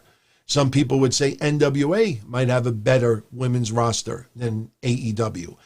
But Hikaru Shida definitely broke through. I am a fan, and I'm so happy that she got that belt today. Absolutely. So And, you know, I watched that watch along. I watched about 5-10 minutes of Emi Sakura on YouTube. And, like, I've never really spent much time watching watch-alongs. But apparently, all they do is just sit there, eating, drinking, maybe telling a couple of stories. You don't really hear the background of the wrestling because you don't want any flags, but they just basically just react. And a lot of you out there have been asking me to do this. So maybe we'll do that in the very near future. I just don't know what'll be the first thing that we do. I'd like to do something small first, and then we work our way up. But, yeah, Awesome Kong, I don't know what she's doing right now, to be honest with you. So, now we have Jon Moxley versus Brody Lee for the AEW Championship. And as I opened up today, I think all of the criticism that has been given towards Brody Lee in AEW I thought was unfair, even before tonight. Brody Lee was supposed to debut at the live event in Rochester, New York, where he lives, or where he hails from. And that didn't happen because of COVID. So Brody Lee has not wrestled in front of an AEW live crowd yet. And it is totally unfair to judge Brody Lee's AEW career during a pandemic. Just like it's unfair to criticize Drew McIntyre's WWE Championship run during a pandemic. You know, live crowd is very, very important. It's not just because it's energy and you go along with the reactions, but you also can see who is over and who is not. Just imagine, I'm just really, really stretching this right now. But for those 4 or 5 years that Roman Reigns was being shoved down our throats and a majority of fans did not like it, and Roman Reigns was getting shitted out of the building, imagine those couple of years or even 1 year of that if there was no crowds. Imagine, because remember something. You remember how WWE manipulated some crowd reaction, some camera work, where I think Roman Reigns may have been fighting like AJ Styles or someone, and they panned the crowd, and there was a fan who was actually like upset because Roman Reigns won. And then they kind of like twisted it around to make it look like the fan was upset because Roman Reigns lost. There was something that the fan did that they twisted around. Could you imagine all of those episodes of watching WWE television where the fans are just booing the fuck out of Roman Reigns?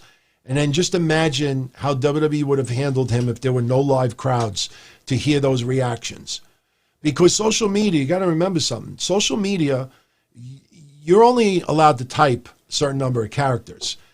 And if you don't do a podcast, nobody hears those characters. So when you tweet and you insult, and you tweet insults and insults and insults, it comes off after a while as for some people trolling.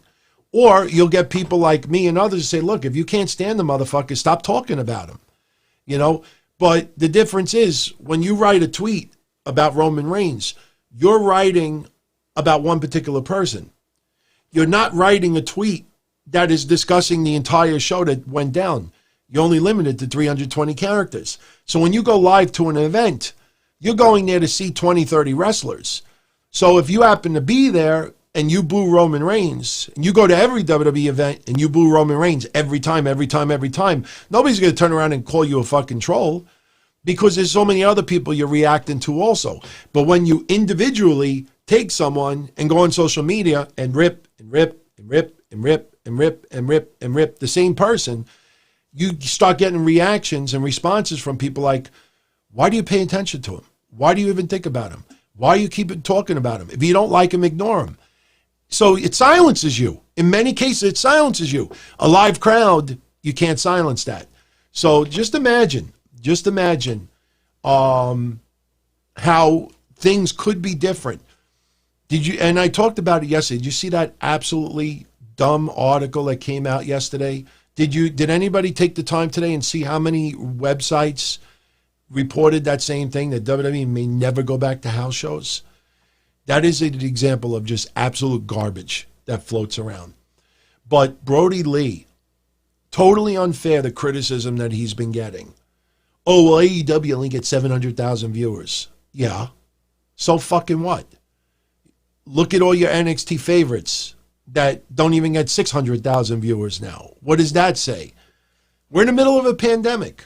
And unfortunately, watching wrestling without live crowds is not all that fun, in my opinion. I never realized how important the crowds are when I am entertained. I watch a wrestling show. If I have the volume almost on mute because maybe I'm listening to music or I'm playing a casino game or I'm doing some work at the same time, I'm not as interested in it. Like, I'll glaze and I'll look over. But if you don't hear much of a crowd, there's no energy, you're just looking at video. But, you know, when you have that noise, that energy, it comes off through the TV. How many times over the years have we seen an event for any promotion and you're like, man, the crowd was fucking awesome tonight? Sometimes the crowds could be a little annoying. I mean, there's some feds back in the day. Ring of Honor was guilty of it a lot, where people would be like, oh my God, these crowd chants, stop, chanting over every little thing. So I could get it the other way as well. But Brody Lee and Jon Moxley tonight, yes, they've worked against each other before. But tonight, they pretty much shut the mouths of everybody that has been criticizing, especially Brody Lee, because they worked well together. It was fucking physical as hell.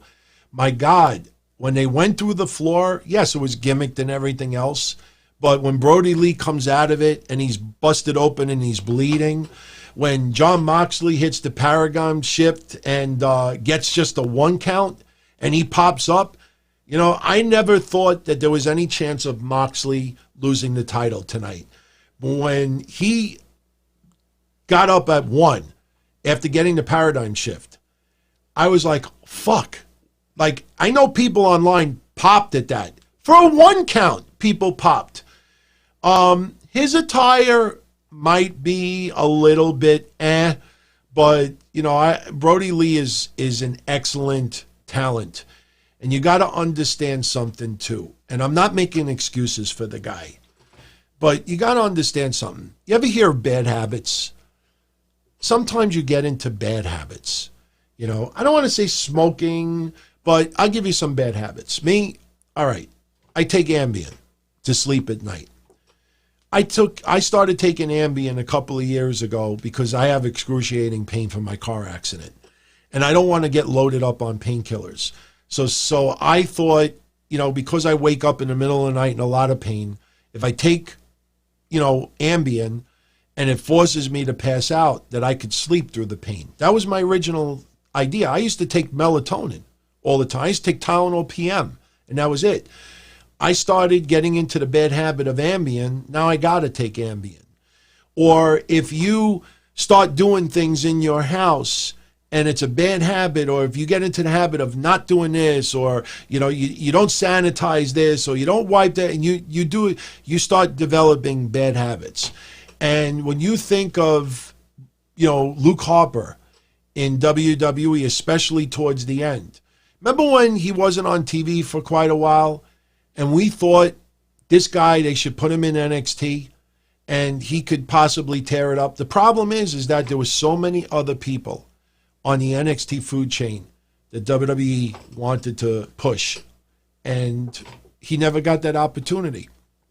The Bludgeon Brothers, although it was entertaining a little bit, they were coming out with those plastic mallets, and it got a little bit goofy at times. You know, remember the music? Dun, dun, dun.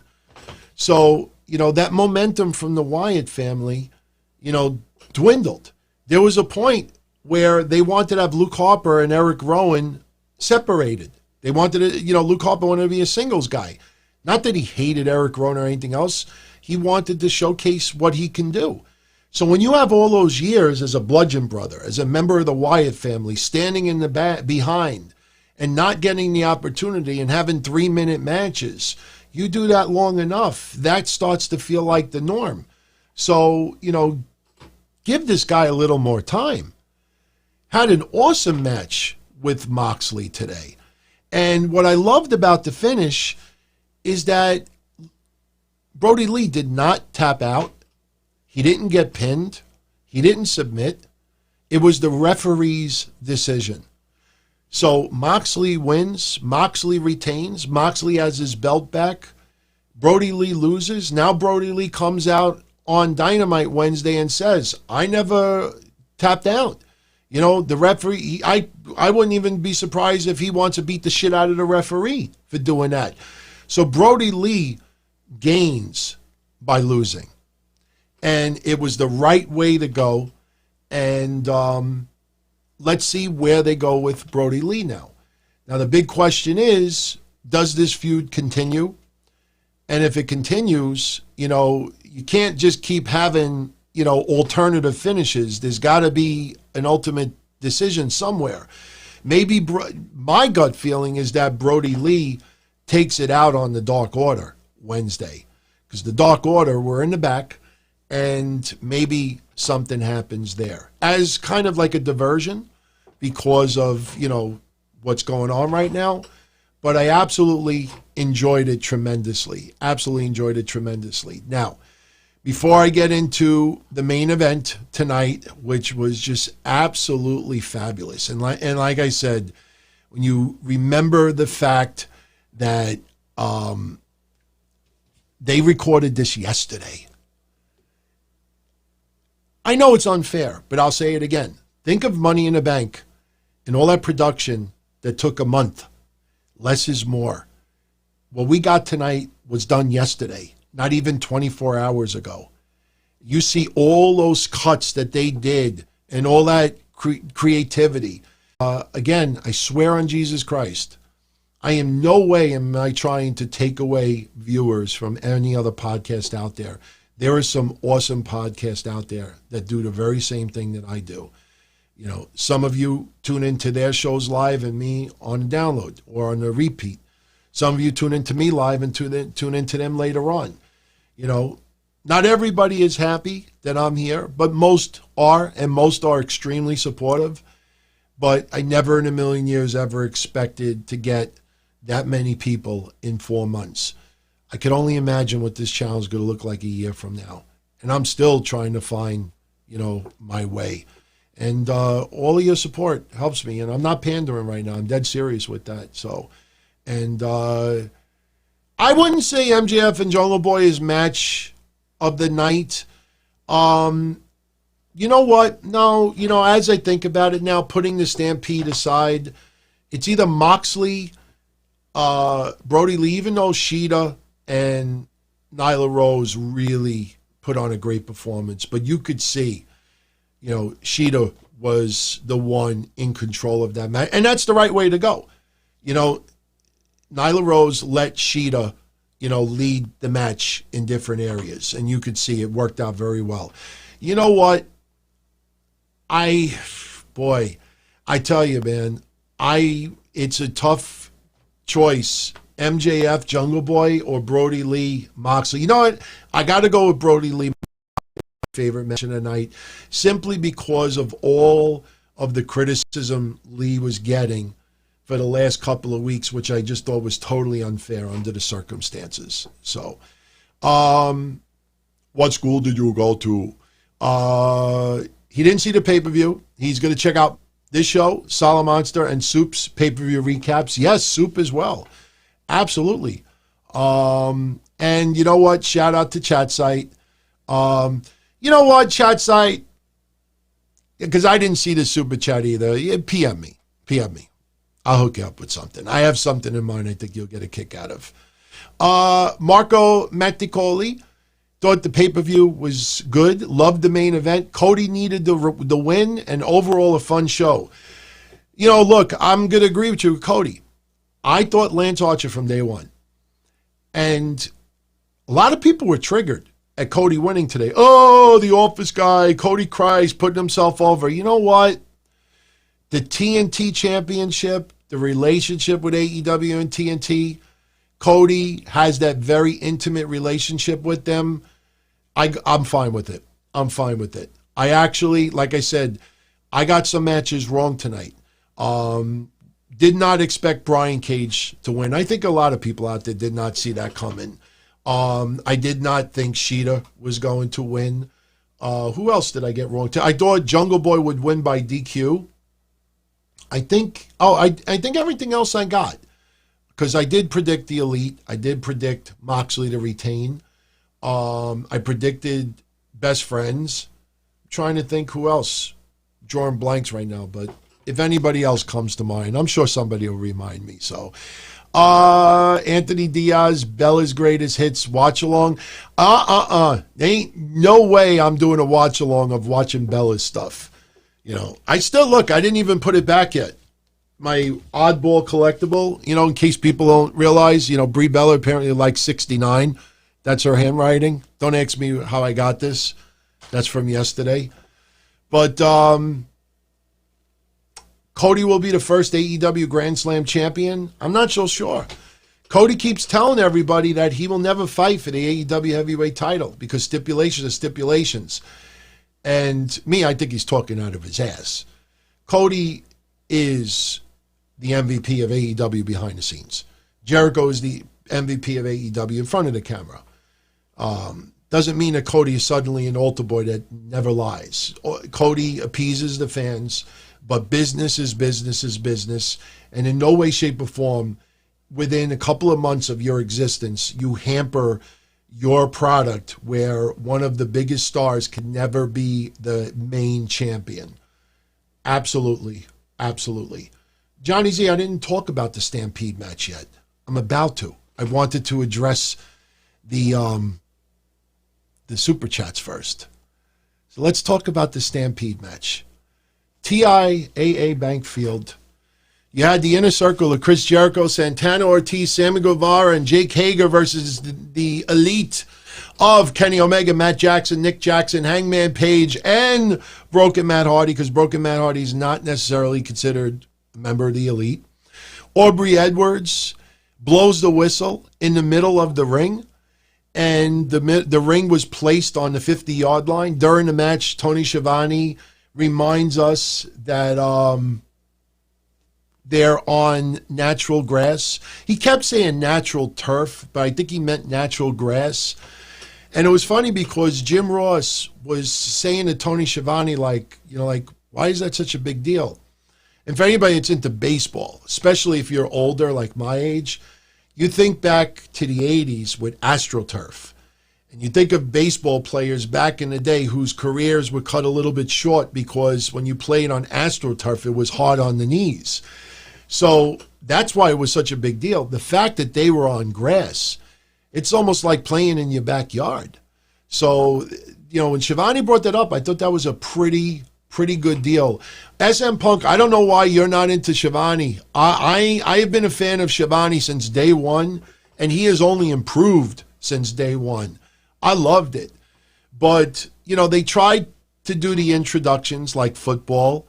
The Inner Circle all had football outfits on. They had football equipment, which was pretty smart. You think about it, the heels trying to get an unfair advantage is the way to go. Yeah, I think so, Punk. I really like Tony Schiavone. Tony Schiavone, you got to understand something. Tony Schiavone was pretty much out of wrestling for the most part for a very, very, very long time. It's not like a water faucet. You just turn it on and turn it off. So in the beginning, he had to find his spots, get into the groove. So many names that are fairly new to him. And plus, he's still doing Georgia Bulldogs games and he still does other projects. And Schiavone really felt like he was trying to find his footing. Now I believe he's found it.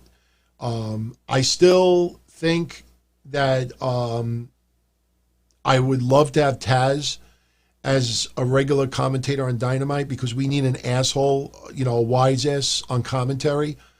He's the only provocateur. They don't have a provocateur as a commentator, and I've said this so many times. Jim Ross, Excalibur, and Schiavone, I like it. But, when I see a match, sometimes I want a commentator, supporting the heel. And when all three of them are calling MJF a jackoff for the most part, Not feeling it. I remember, like, within 3 weeks of AEW's existence, I said, they got to hire Taz. They got to hire Taz. They got to hire Taz. You know, I don't know. I don't know. But anyway, everybody's brawling, you know, on the football field. Guevara early on is using a football. Then Hangman Page shows up out of nowhere. And Hangman Page is on a horse, beautiful horse. And he's running down the football field, and they put the camera on Guevara. And you started having flashbacks of a couple of weeks ago when Guevara got hit by the golf cart with Kenny Omega and Matt Hardy. And Guevara starts running. And he's running across the football field. And Hangman Page right through him. Now, it was hilarious because Guevara runs right off of the field. But Hangman Page follows him. Then I started like getting a little concerned because, let's be honest, Hangman Page has not been around because of COVID. Last week, he showed up on the field, and yes, he walked off and all that. That's the storyline. But if you go back and you watch, he didn't do that much.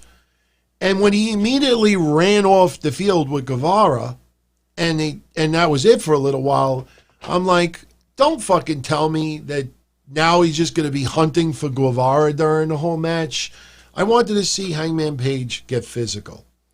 And when they first ran off, that was my early concern. Obviously, we didn't have to worry when we get into it a little bit later on. So, you know, they bringing up Guevara, you know, just having a real bad couple of weeks in AEW. And Hangman Page, you know, with the bandana over his face. And, you know, there was a lot of brawling around the ringside area. The ring was around the 50-yard line. There was some brawling inside the ring. Early on, you know, you had Page and Guevara run off. There was an awesome spot where Matt Jackson climbs the goalpost and does a moonsault onto the inner circle. I agree with you, Greg. Hangman Page is a great fucking character. Guy moves. I mean, he's phenomenal. I compared Dominic Dijakovic to him not too long ago because of how big they are and how agile they are. Hangman Page is definitely, you know, one of the top stars there. But still, we don't know yet if he's back, you know, full time, or if he's still going to be taking some time off. But, you know, we have, you know, the brawling going on. And, you know, for a little while, you know, the inner circle was dominating. Sammy Guevara, he ultimately runs back into the ring, kicks Nick Jackson, goes for a shooting star press onto Matt Hardy, but Matt Hardy moves out of the way. You had the Elite working over Guevara. And, again, as I said, while this is going on, Hangman Page is nowhere to be found with his horse. So we had some great spots. Again, Matt Jackson doing the moonsault over the goalpost, from the goalpost, was fun. But again, it just felt, once again, the inner circle like waiting to catch him. But they had cheerleaders there. They had the mascot there. They had some wrestlers there. You know, again, you watch back this pay-per-view, there's going to be a lot of moments where you completely forget that there's no live crowd there. As far as live fans, regular fans, you forget that there's a pandemic many times. And that is something that, even if you're not a fan of AEW, you got to give them that credit, that they have really been able to suspend the disbelief of empty arenas. The wrestlers around ringside, it's just, and you know what's pathetic about it? WWE would not surprise me if WWE does do that soon. And when they do it, I think people are going to be like, holy shit, what an unbelievable difference. And then you're going to realize they could have fucking done this for the last couple of months and chose not to do it. So anyway, we have in the back Hangman Page still looking for Guevara, even though Guevara is brawling again. He gets off the horse. He tells the horse to stay, and the horse stays. And Hangman Page starts walking up a rampway, and there's a sign for a bar. So right away, Hangman Page dodges left. He's going to the bar, and we're like, all right, here comes more alcohol. But there was a part with Jake Hager. I don't know if anybody thought this too, but Jake Hager ultimately ends up in the back also, and he comes across the horse. But LAX is brawling with Matt Hardy a little bit, and they're hitting him with the loaded sock. Did I say LAX? I'm thinking of Santana and Ortiz. That's why I said that. Santana and Ortiz is hitting Matt Hardy with the loaded sock. Then you had Santana Ortiz. I don't know if it was salt. They said it was Diamond Crystal salt. I think it might have been sugar. But they threw salt in Kenny Omega's eyes. Then they hit Kenny Omega with a powerbomb through the rally zone. And that's where we saw like a whole bunch of replays, which I didn't think was necessary. Matt Hardy breaks up the pin attempt. Then Santana and Ortiz, why is it racist to say LAX? Oh, no, okay, all right. See, this is where I should not be looking at the chat because they're having their own little conversation there. Oh, okay, you know what? Darren just made himself look stupid. Chat room, can you do me a favor? Could you let Darren know the name of the tag team that Santana and Ortiz used to be part of? Why, take this little slug of, they're not related to Scott Steiner. Could someone in the chat room let him know the name of the tag team that Santana Ortiz used to be part of? Thank you, Kenyon Lewis. Thank you, Kenyon Lewis. That's all I have to say. So, now we get to, for me, the turning point of this match. Here's, in my opinion, where it just went so fucking creative. Up until the pool, or even the power bomb through the rally zone. If you want to compare it to sex, like this is all foreplay. The minute Kenny Omega got power bombed into the rally zone, this is where it really just went outstanding. They power bomb Omega through the rally zone, try to pin him. Matt Hardy breaks up the pin count. Santana Ortiz see a pool. It's only 3 feet deep. They're going to throw Matt Hardy into the pool. Ortiz starts getting scared because Ortiz doesn't know how to swim. So they got the fucking ladder, and it was hilarious because my mom does this. When my mom goes in the pool, she doesn't dive into the pool. She walks through from the ladder into like the kiddie side, and she walks extremely, extremely slow. And you see Ortiz like really reluctantly climbing into the pool. And it's only 3 feet deep, and it's hilarious as hell. And they start trying to drown Matt Hardy. They're trying to commit murder. Matt Hardy. So Matt Hardy's broken Matt Hardy in this match. They shove him underwater. And then, thank you. The idea that I was saying to do at the Hardy compound, they do it. They pull his head back up. And, it was version 1. It was Matt version 1. Now, they obviously couldn't call him version 1. I think somebody may actually have said version 1. I think Excalibur might have said something about version 1. But they do a satire, a spoof of when WWE used to do that logo with Matt Hardy's music, and he used to say something like Matt Hardy hates broccoli. Matt Facts, remember? So they did a spoof of that. Yes, thank you, SM Punk. It was Excalibur that said that. But they did a spoof of it, and if you look on the right, it said Broken Matt, Classic Matt, Big Money Matt. And I think the Matt fact is that Matt could hold his breath for 346 seconds. So now we realize that Matt Hardy can hold his breath, so we don't have to worry about him, drowning. So they shove him in the pool, they bring him back up, and it's Matt Hardy version 1. They shove him back in the pool, there's a camera under the pool, and look, some of what I'm giving you now are the notes that I typed, and some of it is just what comes to mind from what I remember from the match. But they pull him up, he's version 1, they pull him back down, they have a camera underneath the pool, and he's doing his hand gestures and everything, and it's fucking funny because in the background, there are people watching this on video. And you hear people cheering stuff like that. And what was interesting is Cody said the other day in a conference call that some fans have showed up at the parking lot when AEW is doing events, the Dynamite. And I was wondering, I'm not saying that AEW let any fans in, but I was wondering if it's possible, I don't know what the setup looks like over there, if possibly there was some fans maybe in the parking lot and maybe you can see something, because they were using the screens, obviously. But, you heard people in the back going, holy shit. They did that earlier with Brody Lee and Jon Moxley. The wrestlers pretending to the fans. There was, if I remember correctly, wasn't there a "This is awesome" chant tonight as well? I swear to God, this was awesome.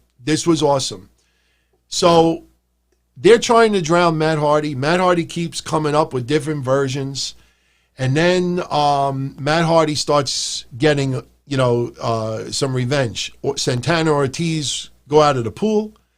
They think Matt Hardy is drowned. Matt Hardy gets up, and he starts getting a little revenge, and he starts getting on the mic, and Matt Hardy is gold over here. He starts talking about he's going to give revenge to Ortiz for Vanguard 1. He puts Ortiz on a table. Santana starts charging Matt Hardy, and Matt Hardy just does like a back body drop.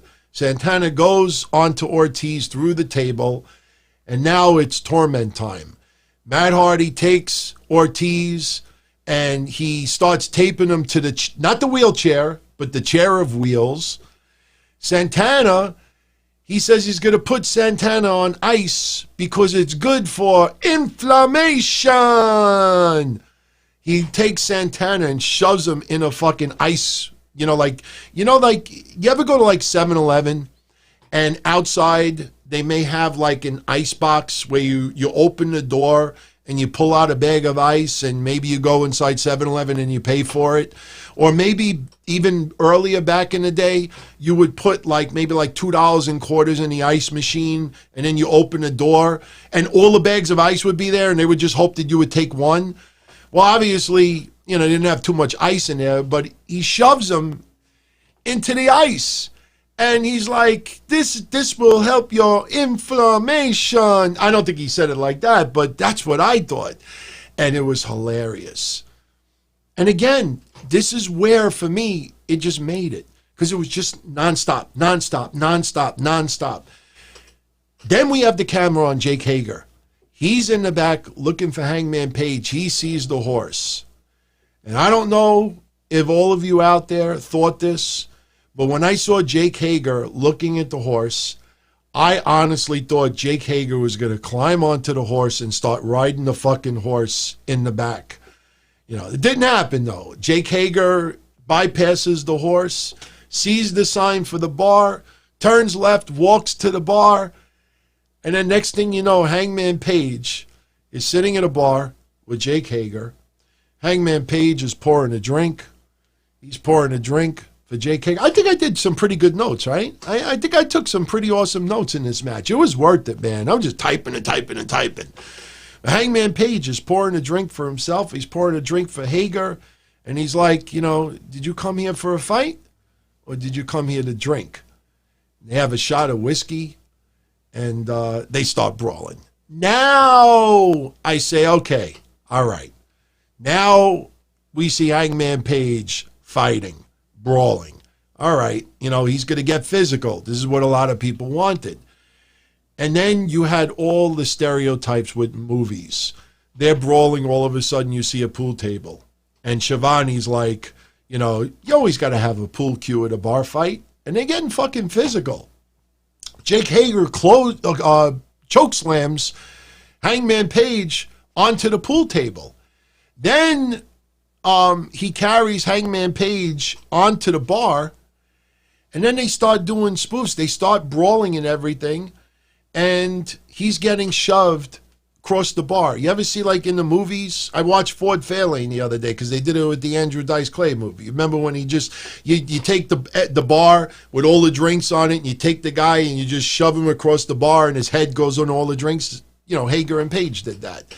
And, Jim Ross and Shivani are all talking about, this reminds him of, this movie or this movie. The only part that got a little goofy was the movie props, the bottles. I've used them in the past. I know what they are, the sugar bottles. And they broke like 3 or 4 giant bottles, champagne bottles, beer bottles across Hager's head. Anybody would have had their head split open with this. And, you know, the sugar bottles were a little bit over the top, but it was still fucking funny. Then Omega hits a high knee to Hager's head. The buckshot lariat to Jake Hager over the bar. And that's when, if I remember correctly, that's when the crowd, whoever was there, was chanting, "This is awesome. This is awesome." And it really was. Then Hangman Page, Kenny Omega. You know, we've seen a little teasing of dissension, but Hangman Page is behind the bar. He's pouring a glass of milk. Kenny Omega is pouring a little whiskey. They hand each other their drinks. They toast. Omega drinks the milk, Page drinks the whiskey, and they have a really good toast. So now we get towards the conclusion. We're back onto the field. Matt Jackson and Sammy Guevara are brawling onto the field. Like I said, everybody, the recap, I got to maybe do watch-alongs. You know, maybe I got to do watch-alongs and do this as we're watching it along. But Matt Jackson and Sammy Guevara are brawling on the field. And they're by, like, the 5-yard line. And Matt Jackson hits the Northern Light suplex 3 times around the 5-yard line. And we think, all right, you know, we'll see what happens. They cut away from the camera, and we see Nick Jackson with Chris Jericho. Nick tries to shove Jericho's head into that fan that people, you know, stand in front of, you know, with the football fields, when just like those really giant, powerful fans. Then Jericho grabs one of the field markers, you know, when they do 1st and 10 and they do the chains. He grabs the field marker. He nails Nick Jackson with it. And I even think Jericho might have said, like, "First down." It was fucking hilarious. But as he's doing this, we find out that Matt Jackson is still hitting the Northern Light suplexes to Guevara. Now, obviously, they didn't do it 100 yards. You know, they would do it like at the 5-yard line, camera would go away. They'd walk up to the 30-yard line, do another Northern Light suplex. And the end result is that we're supposed to, just suspension of disbelief, that Matt Jackson did Northern Light suplexes to Guevara for the whole 100 yards. And then, I know I'm jumping a little ahead, but somebody yelled, "Touchdown!" And then, for some reason, Matt Jackson starts dancing like Alex Wright. He's going like this and like this and like this. And he's telling the referees, like, "You remember Alex Wright?" And he even, you know, when the football players, they get the touchdown, they spike the football. He's fucking spiked Sammy Guevara. And then he's going like this, and then he's going like this, and then he's going like this. And the fucking referee throws down the flag and gives him a penalty for excessive celebration. Oh, man, it was so fucking funny. It was so funny. Then they go back to Nick Jackson and Chris Jericho. And Chris Jericho grabs a megaphone, and he's like, you should have stood at home, you stupid idiot." And then Nick Jackson starts hitting Chris Jericho with footballs. One of them looks like it hit Jericho right in the balls. So fucking funny. It ended up right after that Chris Jericho grabs another traffic cone, puts it on his head like the witch from The Wizard of Oz. And everybody is laughing. He's brawling still with Nick Jackson. And you could see the pairings. Mostly, you know, Matt Jackson with Guevara, Jericho and Nick, Matt Hardy with Santana Ortiz, Hager and Omega and Page. You could see where there was parts where they would commingle with each other, but these were how the segments were being taped. So we have Jericho brawling with Nick Jackson, and then Nick Jackson gets the upper hand, and he kicks like Jericho like into a hockey net, and they go goal. Jericho gets Floyd the bat, and Jim Ross said that the Bat's last name is Lawson. I didn't get a chance to Google it yet, but apparently there's some meaning behind the name Floyd Lawson. I have to look online. I don't know if anybody else out there saw that, but I thought it was freaking hilarious. But, they're brawling back and forth. Jericho then hits Nick Jackson with Floyd. He goes for the pin, and Aubrey Edwards only counts to 2. Jericho starts arguing with Aubrey Edwards.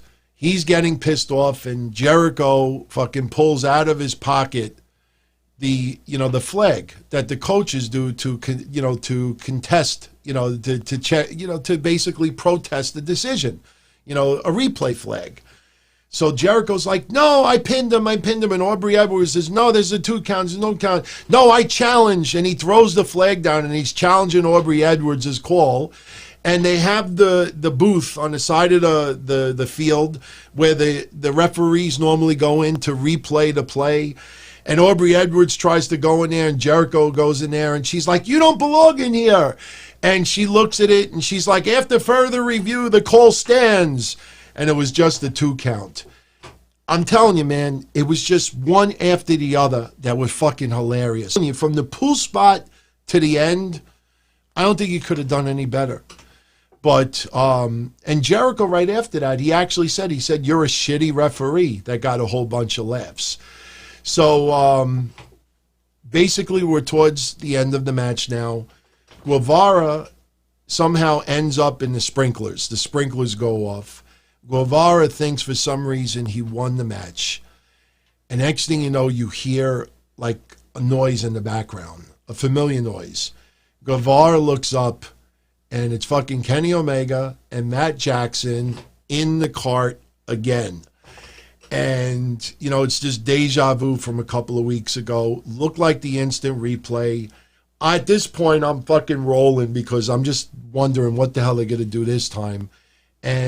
But luckily, they chase Guevara, and Guevara actually leaps into the stands. And Omega, Matt Hardy, and Guevara are in the stands, and then we hear a buzzing sound. And then we see a camera, like a drone camera. And, if you remember on Wednesday Night Dynamite, I said, could there be a reincarnation of Vanguard 1? Well, today we got Neo 1. Now, I don't remember the exact name it was supposed to be, but I wrote down Natural Electronic Organism. I think that's what Neo stood for. But Neo 1 is supposed to be the next, evolvement of Vanguard 1. And before you know it, Kenny Omega hits the one-winged angel from the seats through a table to Guevara. And he covers Guevara for the 1, 2, 3. And at this time, I think it was Shivani had said that Matt Hardy looks like he's having an orgasm. And yeah, oh yes, that's right, SM Punk. There was one point also.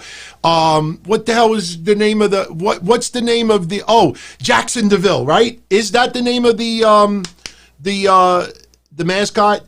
There was one point, I don't think that was the regular, it couldn't have been the regular mascot under it.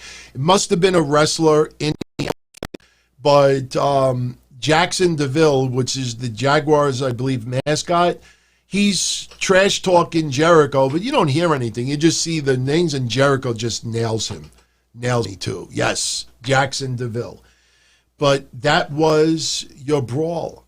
And I'm telling you, man, they knocked it out of the park. Just look, I support AEW, obviously. I criticize them. And if you check me out on a regular basis, I criticize them very well, when deserving. But without a doubt, they knocked it out of the park. You go back and you look at this card, with the exception of Statlander, Penelope Ford, and Dustin Rhodes and Shawn Spears, which I don't think anybody out there thought it was going to be anything but a comedy match. This pay-per-view was excellent. Under the circumstances with the pandemic, like I said before, I wish the price would have been a little bit less. I think they could have possibly made more money if they would have dropped the price a little bit, because I think you get maybe 100,000 buys if it's $35 instead of getting 30 or 40,000 buys at $50. When you actually add the math, you know, they make more money that way. But unfortunately, they got bills to pay, and they are losing money. They're losing money. They don't have the AEW network. You know, they don't have a streaming service. They don't have, you know, they have the Pro Wrestling Tees store, but they don't have all of that extra revenue coming in. They don't have 10, 20, 30 years of footage that they could fall back on. They don't have things that they could recycle. So, you know, they got to make money somehow. You know, people were criticizing the AEW heels last night. And as I talked about last night, you know, there was nothing wrong with that at all. And look at all the women that paid it, you know. It was just funny yesterday to see how many guys were trying to join that thing. You know, no, it's women only, you know. I would have even thought of joining it, but just to check it out. And you know what was cool about that last night, too, with the AEW heels? That in 2020, even doing a Zoom conversation is hitting 3 fucking buttons on a cell phone. Seriously, it's 3 buttons. I mean, you see 7-year-olds having Zoom conversations. You know, the idea that, you know, you could get 5, 10, 20 people. You know, you have a cell phone, it's a smartphone, you download the Zoom app, it walks you through the process, because I set up my Zoom thing, because I am going to be doing some Zoom chats in the very near future. You know, probably going to be through Discord, because I don't think we could do Zoom chats on YouTube. Maybe we can. If we can, I'll do it with all of you. Definitely going to do a Q&A with all of you in the next week to a week and a half. And June 1st, going to be starting something new on YouTube as well. I'll let everybody know next week about that. But, you know, under the circumstances with a pandemic, you know, I will give a pay-per-view a little bit of a higher rank because of the creativity that's needed because of pandemic. The fact that they put bodies around ringside, the fact that the wrestlers at ringside are trying to, you know, mimic fans and do chants and this and that, the fact that they did that much creativity in that stadium in 24 hours with that many different cameras and putting it all together like that, and the creativity, you know, they definitely deserve a little bit more than normal. On a scale of 1 to 10, I give this pay-per-view, some people may disagree with me, I give it an 8.5. I give it an 8.5. I thought there were 3 or 4 matches that were very solid. Lee Moxley was very good, excellent, arguably. Shida, Nyla Rose was a hell of a lot better than people expected, and the outcome was surprising in a very good way. You know, the Archer, Cody was excellent. What other matches am I feeling? Oh, my God, MJF and Jungle Boy. You know, people are buzzing about that match. So you rarely get 5 matches on a pay-per-view that you could say were, you know, excellent. So yeah, I give it an 8.5. And that's probably the highest I've done with your AEW recap. I can't believe 2 hours, 37 minutes and counting, I believe. But hey, man, we dedicated a lot of time to it. And I don't think I left anything out. I think I was very fair. And at the same time, though, you know, we talked a little bit of real life. You know, just the situation with Hana Kimura, which we talked about last night, and that was just really terrible yesterday. I legitimately had chills come down my spine when that broke in real time. Because during the day yesterday, there was a lot of concern. And I know a lot of you in real time were seeing it. You know, for a lot of people out there, they didn't pay no mind to it. You know, it's a shame. It's a real shame. But props to AEW tonight for mentioning it. Props for not dodging the subject. You know, just simply, you know, can we all just be a little nicer to each other for a change? Just from beginning to end. And, you know, you could see that they're not afraid to tackle, you know, they're not going to spend a lot of time on it. If there's something going on that everybody is talking about, they don't dodge the issue. They don't pretend like it's not happening. And I think for some people out there, you know, hearing, people that they see on TV, just being real with them and straight up and not hiding or dodging or, WWE in a lot of ways, it feels like they don't even know how to, be down to earth with people. Like they're all the way up here and they look down on everybody out there. So they don't even know how to be real. They're not talking about the wrestlers again. I'm just talking about the office management, But I thought the pay-per-view was great. Please post your feedback, comments right here on YouTube. I read them all. I respond. You can always follow me on YouTube at Don Tony D.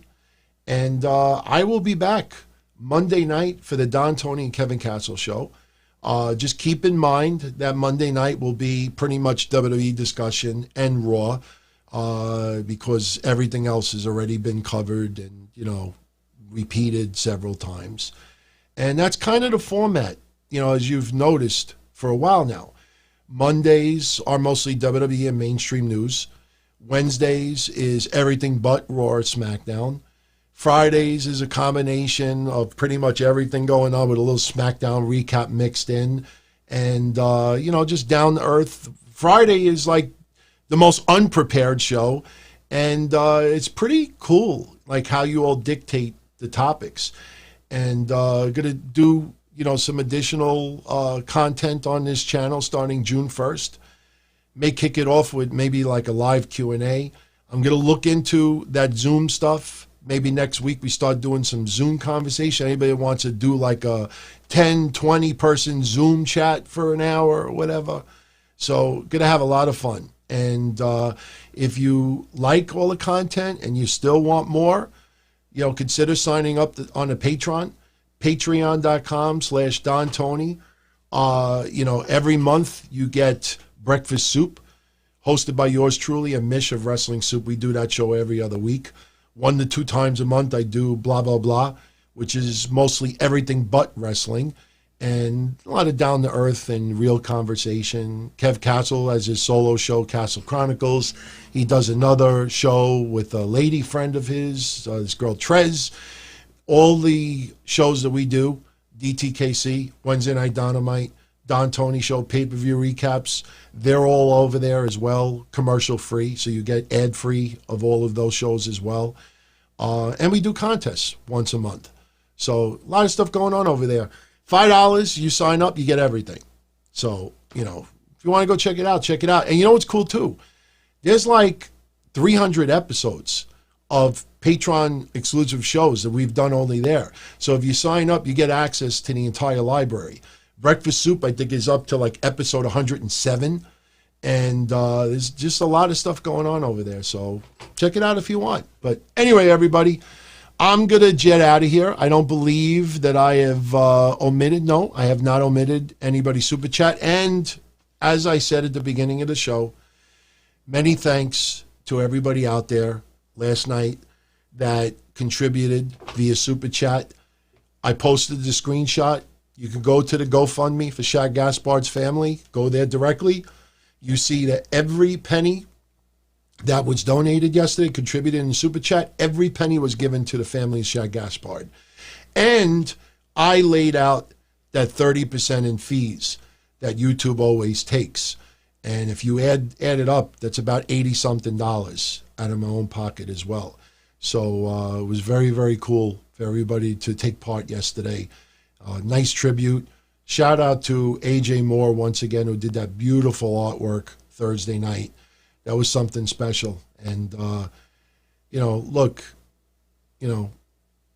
there's always time for laughs and debate. And, we don't always agree on a lot of things. But, you have to sometimes, put real life in front of everything else. And I hope to God some people really learned from this tragic death of Hana Kimura. It's rocking a lot of people. And, it's sad, but at the same time, though, it actually put a smile on my face to realize how many American fans, U.S. fans, that actually follow Stardom and followed her career. And these weren't just people that were just tweeting and lying just to get hits or attention to themselves. You could tell when someone really, follows someone and is really, cared or affected by something. You could tell people who just, they realize if they don't say anything, then they just look fucked up. So some people put, oh, my thoughts and prayers, what a tragedy, what a loss, shouldn't have happened, cyberbullying sucks. And you realize that they're just tweeting that just because if they didn't, then they're like, man, you didn't even fucking comment about it. So, it is what it is. But if that maybe wakes up a few people to, look, we don't have to be nicey where you treat everybody with kid gloves. But the bullying stuff, you never know who it pushes over the edge.